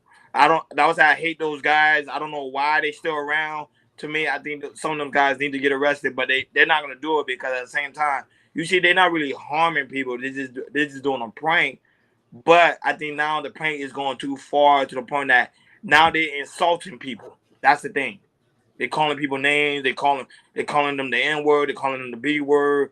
Some pranks, they go to the point that they be spitting on people. So it's going too far.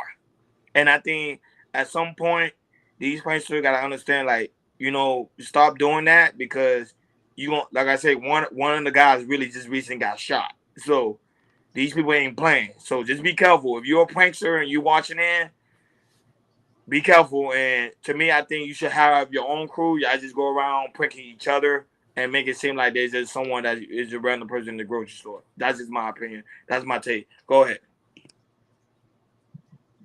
Yo, these people, can you hear me good, yo? I'm driving right now, right? Okay, cool.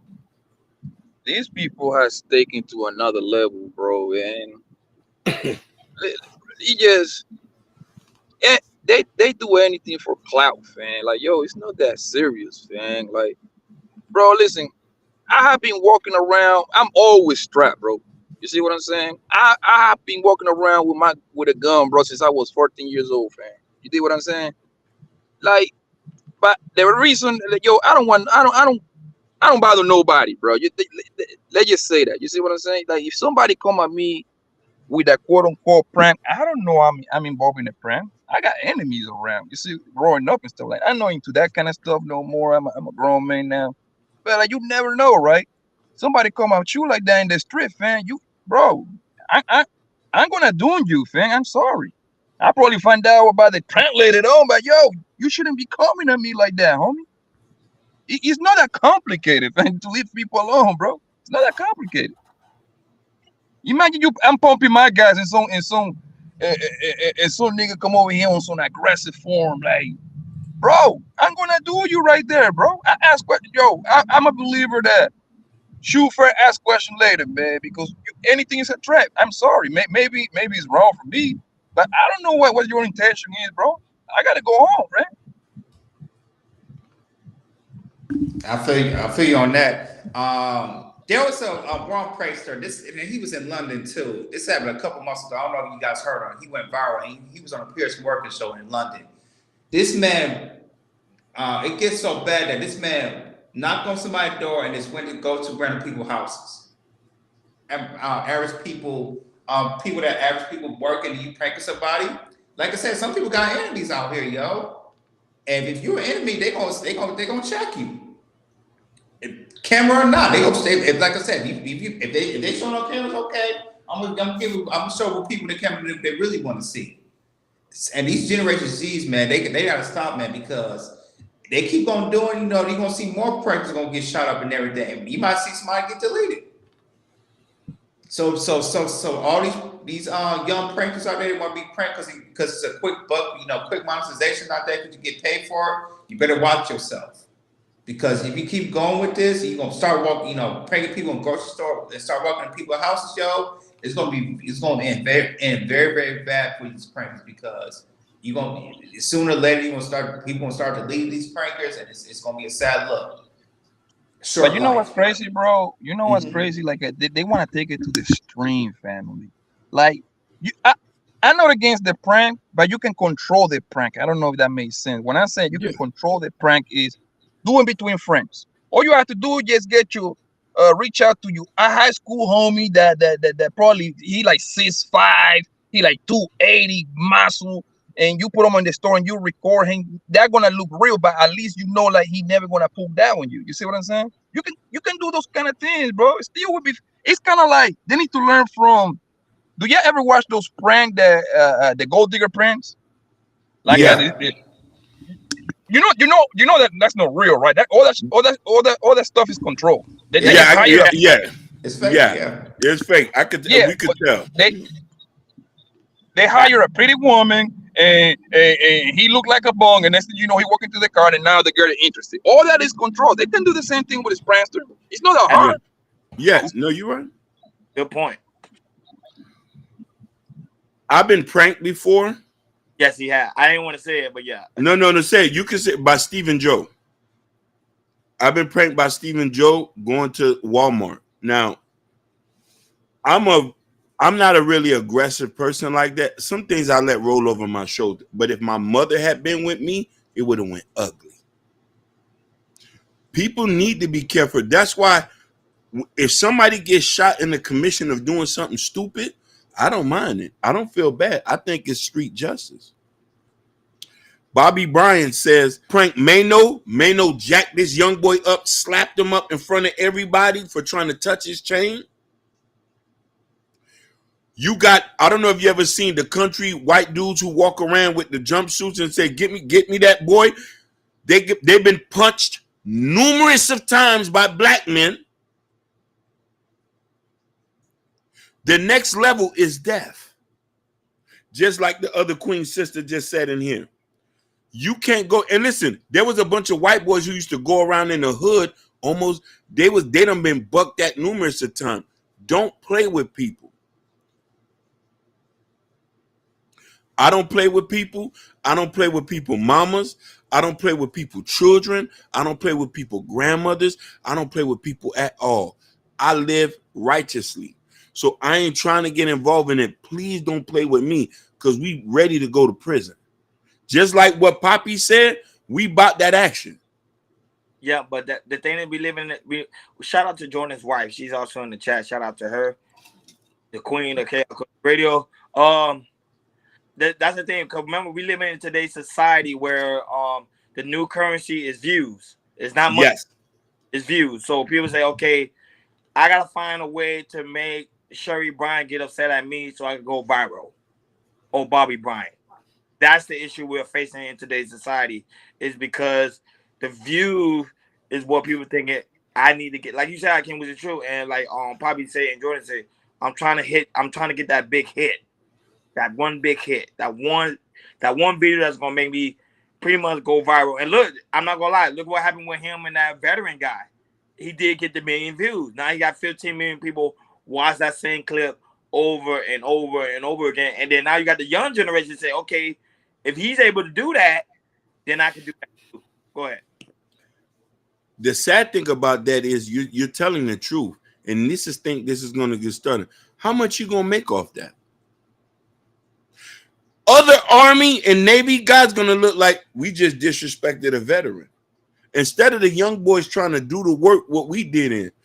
I want everybody to know this coming where we at right now, us getting to this point, we just getting started. It took us 5 years to get to this point here. Success takes work. This is the thing that young people need to understand. Success takes works. There's nothing overnight. There's nothing fancy about this. Don't let the glimmer in these guys' light get you misconstrued or make your mama come visit you in a coffin. When I learned the streets wasn't real, I walked away from it. I said, man, I ain't getting rich off this. I don't got nothing to show for that. That's why I was not. I got more money now working a regular job and when going to school than I ever did being in the streets or doing anything dysfunction. It takes work. You have to work at it. Somebody who work at Burger King can be successful. Somebody who cleans trash can be successful if you know what you do with your money. So that stuff that guy doing, he's not going to be famous like that. Nobody's going to give you a record deal. You're going to get punched in the face. Listen, they've been doing this for a long time. There's some guys who I've been looking for years that I still want to punch in the face to this day. This was in the DVD era. This was in New York City. I don't know if you remember this, Poppy. This was a homeless Haitian man. These young guys came and beat the homeless Haitian man and put water all over him. I told myself, whenever I get rich, I'm going to find them and I'm going to skin them good boys alive. Where was it? In Bronx, Brooklyn? It was in the Bronx. This was something 20 years ago. This was something 20 years ago that happened. Oh, you talk about like Smack DVD and Smack DVD. But listen here. Yeah. I was so traumatized by it that I seen people picking on somebody that wasn't. And this is what this guy is doing. It's people like me who I might see that young dude. I might want to punch him in the face just off GP because I'm not scared. I'm not scared like because you want to know where I live for real righteous. I don't like people picking on people. There's real bullies out here. Exactly. I hate bullies. Yeah, I just like bullies. Yeah. I just like them. I wouldn't even call them bullies. They just pussy because listen, and I know I'm gonna contradict myself, but I was bullying, but I was bullying all the gangster niggas because that was my thing. That we was on the street, we was doing the gang thing, and we was gonna bully all the gangster niggas to see who's the big dog. You see what I'm saying? It's different. But you was standing on business. You wasn't bullying nobody that was weak. There's a difference. You heard me? Yeah, I heard you. But I say you wasn't bullying. You wasn't bullying somebody that was weak. There's a difference. No, I never. One thing growing up that we did, me and my people did, we leave the civilians they were out of reach. Civilians they out of our radar. You see what I'm saying? Natasha said if the new currency is views, it needs to be devalued. Right now, can you hear me? Yeah, we can hear you. Credibility and trust can earn you in other ways over time, namely wisdom and consistency. That's how we're going to beat this game. Not trying to shoot up like this. the consistency in putting the work and putting out something of value, you're going to last long in this game. I wish I could teach these young boys that you don't have to go this route to do that, because they're only perpetuating an image that's just not true. Fact. You're not going to get rich like this. And I try to talk to my nephew about this all the time. He sees Quan. He sees these young guys who do that they're living in these houses. I said, all this stuff are renting. These guys don't got money like that. Preach on it. Facts. These guys don't even. It's just like regular scammers living in Miami. Oh my God. We know. Listen, the scammers' time is up by the end of the once January come time, it's indictment season. I was telling somebody the other day, I said, you're gonna go to prison soon. He said, man, that's about that. I say, bro, you out here messing around. You don't think they watching you? Yeah, they're watching. They're watching, especially now. They're watching the Cash App, because now what they're doing now, people could do research. People that getting money from Cash App, they actually doing you actually got to do they're actually gonna do an audit on that too. Yeah, making off Cash App. So it's gonna be really hard for a lot of people out here in the streets that say, "Oh, I'm making thousands of dollars."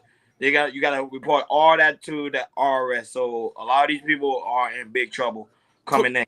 Come on, we live legit, man. We can go out here and walk and do the thing, but these young guys don't understand that. So that's why they think this is the quick way to get rich. There's no quick way to get rich. Yeah, there's no. A billionaire will tell you. They say there's no quick way to get rich. They would tell They're you. none. Some of these guys took a whole lifetime for them to amass this amount of wealth. And after that, sometimes take them to their 70s. 70.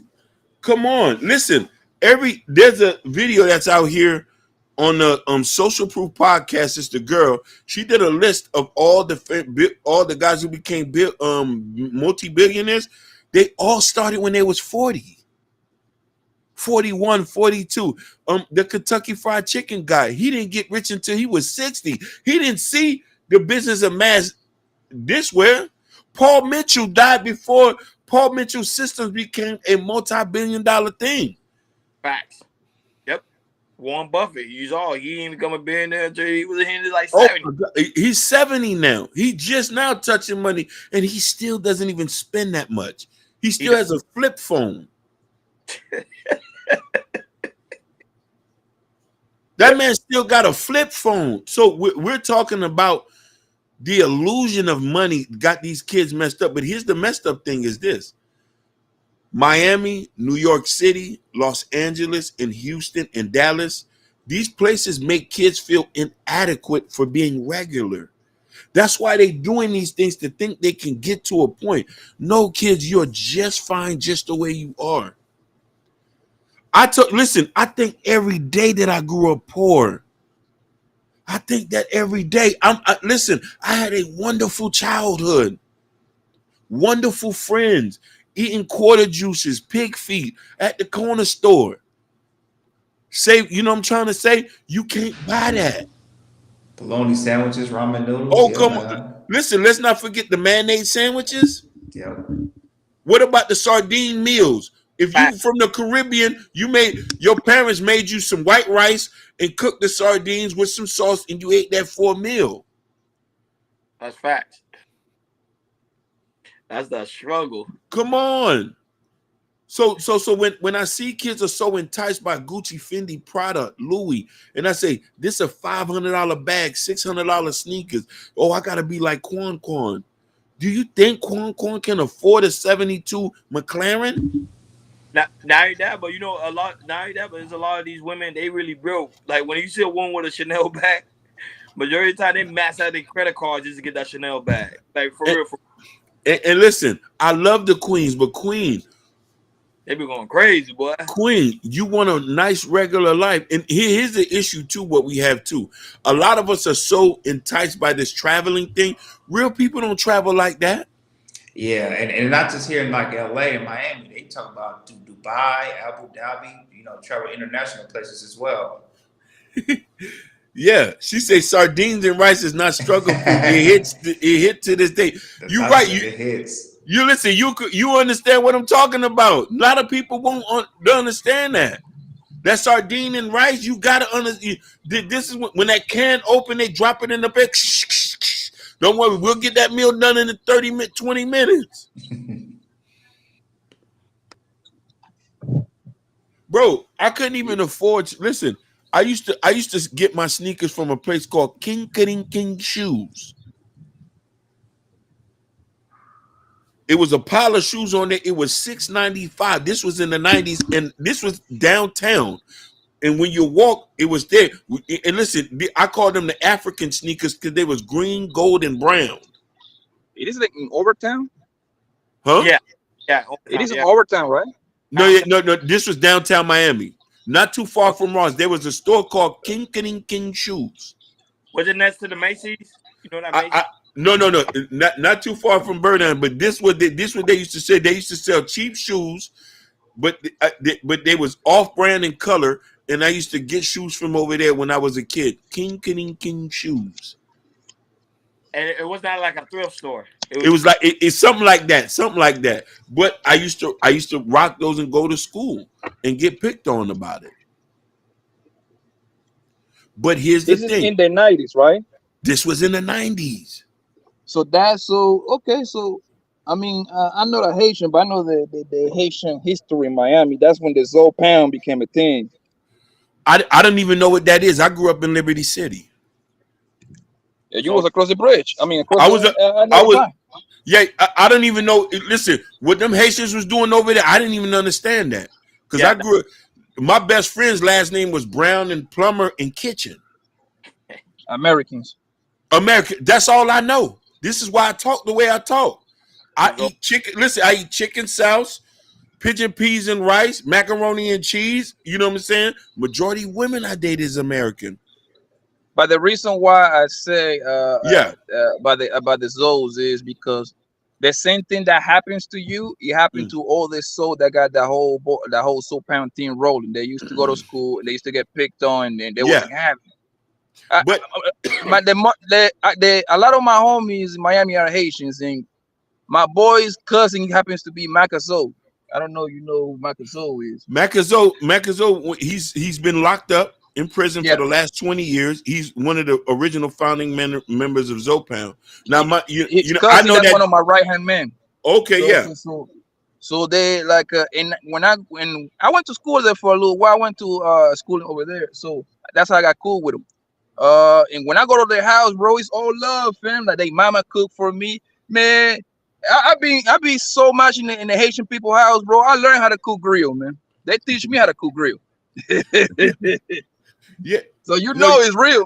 no, definitely. But here's the thing: Miami is a melting pot, and it's a melting pot. But at the same time, it's kind of divided because every city got their own people on their own type thing. It's kind of like New York. Yes, but I get what you're saying. Yeah, but I'm gonna tell you something. As I get older, I don't blame a lot of the kids that was growing up. I don't think they understand what they was doing. Because we're talking about the 90s where culturally people didn't understand this. Because if a lot of people understand history in its sense, you could be black. Listen, you could be black and be Puerto Rican, but they call you black. You wasn't Puerto Rican. They still considered you Black American. Same thing with Haitians at one point. And that's how I grew up. You see? Same thing if you was, listen, my friends who was from Boinky, they all was dark skinned, and they used to try to tell people, and a lot of people used to get mad at them. I try to explain to them, I say, in their country, race is not a concept. They believe in nationalism. You feel me? Same thing with Dominicans. Dominicans don't identify as black, but they say, I'm Dominican. Same thing with Colombians. Colombians identify as Colombians. They don't understand the whole race concept as we do here. But as you come here, it's all blended in one. But at the end of the day, that is correct. Facts. At the end of the day, we're all family in one pot. It's just different blocks. But the point is, the kids that are coming up from under here who still deal with it, they don't have it as bad as we grew up. We understand it and conceptualize it, but we're trying to teach these kids being yourself is the best thing. where you come from, who you is, who your mama is. If you come from the poke and beans, you gotta embrace that. Don't mean you gotta live like that. If you come from over town, if your mama Haitian but you from Little Haiti, you know what I mean? If you Puerto Rican and you from Orlando, you know what I'm trying to say? We gotta embrace who we are as people so we can see for the future. But you know what I mean? We can't be enticed by idle things and money because money fades. I'm not enticed by money. I've had money before. I've been to Paris, homie. We was out, you know what I'm trying to say? This is when I see the thing, the blessing that we're getting, and I'm trying to get these kids to understand is seeing your family grow up, seeing your cousin, seeing being able to sit here and talk to all of y'all. This is a blessing for me. No, you know what I mean? I can't. You ain't lying. You ain't lying, boy. You speaking some truth. You see what I'm saying? Listen, these guys was at a birthday party the other day. I don't think he know how happy they was to see them guys come to their birthday party. They was, you know what I mean? And they was talking about it the whole time. Like, yeah, my niggas came and see me. I say they been doing that. You see what I'm trying to say? My sister brought her kids. I was able to sit with my new nephew and niece, and we ate Thanksgiving. I'm like, man, you can't buy this. A Gucci bag can't replace that. Facts. No, it can't. You know what I mean? I'm not gonna do ads and listen. If God want me to be rich, and I tell this to any kid, if God wants you to be rich, you'll be rich. If it's in your life, yeah. You saying some real shit though, because that's why and it brings me back to what I'm saying. Social media has messed up a lot of people's way how they look at life, bro. It's simple as that, bro. Men and women, you have messed them up, but I think social media messed up women even more, right? Like what you're saying is true, bro, because like before I start doing this YouTube stuff, right? Mm-hmm. I never knew that it was some African Americans that have beef with immigrants. I never knew that, bro. I never seen it. And I'm talking about because to me, and let me correct you real quick. Like in Colombia, we got racism, but it's not like over here, like in America. Racism is everywhere that is black and white people is gonna be racist. We got it. It's not like but it's not like in America because we're in a different place now, right? Yeah. So like I didn't know like people got this much beef between one another. Like when I start jumping into these panels, people start calling me like tether and all this shit. I'm like, what? I don't even know what that means, bro. And I know, this is coming from a man that I live in New York, I live in Jersey, I've been in Miami, I'm in the West Coast, and nobody have ever called me that. So I'm like, what the hell they even mean? Oh, you're an immigrant. Oh, okay. I mean, you can only so I'm an immigrant. I mean, even though I'm an American citizen, I got an American passport, but okay, cool, no problem. I'm cool with that. Yeah. But that's what I'm saying. The internet have messed people's minds so because face to face, these people wouldn't call me none of that. You see what I'm saying? It's different when it's live. It's different when you face to face with the devil, bro. You see what I'm saying? Like social media have encouraged people to say a lot of things that they don't got the balls to tell people in their face. And to be fair, bro, I ain't gonna lie to you. That the other name, that should sound funny actually. That sounds like a cartoon actually. And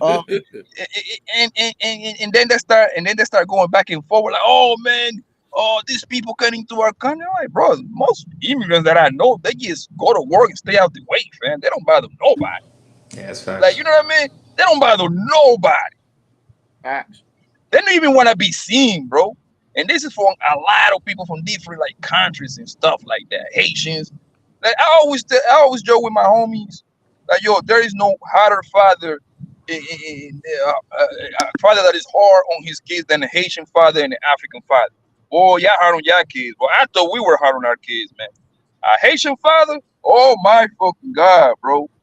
I used to go to my homie house, man. He was these people used to be like drill sergeants. And then turn around and treat me with the most respect and love ever, bro. I used to just see that wash, bro. It just like when I see, to me, bro, I see race. I don't see. Do we got difference? Yeah, everybody got different, but I don't see. If you black, you black. That's what I'm at, bro. That's the way I carry. That's the way you can be black Haitian, black Jamaican, black American. To me, you in the same race because if something happened, well, we ain't got no choice but to get together and go against these white people, fam. The white men look at us the same, fam. Just know that. But I agree with you. But here's the thing: when you grow up the way you grow up, you need to embrace other. Listen, I wake up sometimes feeling Black American. Yesterday, I am. Yesterday, I was Cuban. We all. You know what I mean? 4 weeks ago, I was Nigerian eating jollof. You know what I'm trying to say? I just ate pigeon peas and rice for 2 hours ago. You know what I'm trying to say? So we need to embrace and understand we're all one family. But the problem is, you are right. Social media, that's just on social media. In real life, people are together. Yeah, exactly. These are just insecure people who want to practice division. Division ain't gonna get us nowhere, and this is why I say I believe in God and higher power, and I believe that we all are one family if we can embrace that. My brother's married to a beautiful woman from South Carolina. I got a cousin who's married to an El Salvadorian. My other cousins are married to Cubans. You know what I mean? I got I got a whole set of family who's married to somebody from Montreal. You know what I mean? So you can't help but to be blended. You can't run away from it. You know what I'm trying to say? The world is bigger than people think. You know what I mean? So and still we start looking at people as just strictly who we are as people, we're not gonna get nowhere. So final thoughts, guys, as we reach our 2-hour mark. Final thoughts, guys. Yeah, hey man, I gotta start coming over here more often, man. I like messing with y'all guys, man. No, come here. We always man, we ready. appreciate you, man. Yeah, man. Appreciate Nah, you. man, I'm mad at this nigga Ronnie, man. This nigga, I was in Miami when it was this summer. I text this nigga Ronnie like, yo, pull up, man, come party with your boy. That motherfucker dissed me, man. Fuck that nigga Ronnie, bro. And you know what he did? He hit me 3 days later talking about my work. Hey, Ronnie be working. I give it to Ronnie. Ronnie, he do be working now. I give him that. He do be working. Man, we don't work for the white man, man. We gotta chime him down, man. We gonna get this popping over here. Hey, no, good stuff, good fellas, man. I'll see you later, man. Thank you, All right, guys. man. Appreciate you, Poppy, man. See you soon, man. Oh yeah. Any final thoughts, guys, as we close? Shout out to Poppy. Y'all can subscribe to his channel. His channel is Poppy Blanco TV on YouTube. So y'all can subscribe to his channel. He's a content creator. He already have like 2-something subscribers. So shout out to him. He's doing his thing. Hakeem Jordan, no final thoughts? Hey man, I'm just going back to this whole show, the 1,000 subscribers, man. I'm just happy to work with you fellas, man. I can't wait to continue with this growth of Chaos Culture Radio. My final thought is, Natasha Vincent, can you cook me some sardines and white rice? Oh, great. I know you. Hakeem loved heat. And that was so very important. Make sure you guys like, share, and subscribe. And make sure you hit that notification bell on the right-hand side. Remember, we do go live each and every Monday, Wednesday, Friday, 6 o'clock Eastern time. Like always, shout out to Urban Noah. Shout out to Gore. Shout out to Natasha Vincent, who always come in with the truth. Shout out to SD. SD, you came late. Well, now we're going for 2 hours, so you're not late anymore. But shout out to you. Shout out to Bobby Bryant. Shout out to Sherry Bryant. Shout out to Y High. Shout out to Black Beauty. Shout out to Motivated Vision. Shout out to Ken Dog's not here, but I know you're probably tired from working last night. Shout out to him as well. Shout out to Jabari. Shout out to was it Tamika? Was it Tamika? Shout out to Tamika. I hope I'm saying her name right. Right, Hakeem? Yeah. Liberated. Shout out to Liberated Soul. Shout out to No Chaser. Shout out to Tyrone. Shout out to you. Shout out to John Smith, who was our #1 watcher when we first went live. Shout out to Miss Neal. Miss Neal, I saw you. Shout out to Miss M. I'm trying to. There was a lot of people here today, so shout out to everybody. If I missed you, I apologize because there was a lot of people in the chat today. Go ahead, Hakeem. And this is for Instagram. Beautiful building this. Sweetness Southern. Shout outs to Truth. Truth was watching us on Instagram. True Era, and that's really it. It won't show me the other people. And shout out to, of course, the people that are going to probably be watching us again at Twitch. Shout out to Jordan on her. We really appreciate you guys. We appreciate you, sir, holding it down over there on Twitch. And guys, we got more things on the way. More content. On the way. This is the beginning. Our goal is to hit 1 million subscribers. That's what we A headed. million subscribers. 1 million subscribers. And you guys have will reach that goal. And now that, guys, also very important. You go to KL Culture Radio Community tab. In the community tab is the KL Culture Radio T-shirt. We're working on the KL back in Solid Room. And also radio coffee mug, coffee early in the morning. Get your coffee mug, and also you get your drink. You can put it in the coffee. Drink your coffee in the morning. Make sure you have a good read with Prince Hakeem book, Black Love. Come over here, support the platform. Like you say, we on our way to we trying to get on our way to 1 million subscribers. 1 million subscribers. Yes, sir. And that was it, guys. We really do really appreciate you guys for coming through, celebrating us for us here in 1K. It's just the beginning, guys. It's just the beginning. And like I said, go back and watch the beginning if you missed it. Us giving the introduction how KI Culture. And shout out to you guys that do support the platform financially or even your views. We really do greatly appreciate it. And just know that we know who our day one people are. So whether we hit 1 million, 2 million, 100, doesn't matter. We know who our day one people are. Y'all gonna always be respected over here. Because we don't consider you guys just people that watch us, but we consider you guys to be found. Oh my God. Thanks to Natasha Vincent for always coming in the chat, supporting us. Yeah. Being the Sherry, Urban Noise. They've been there from the beginning. Jordan, Gore, who is an active person. Yes, Gore, shout outs to Gore, who has always been active. Yes, sir. He coming in. John Smith. I love y'all from the bottom of my heart. You know what I mean? Y'all make your dreams happen. You know what I'm saying? You know.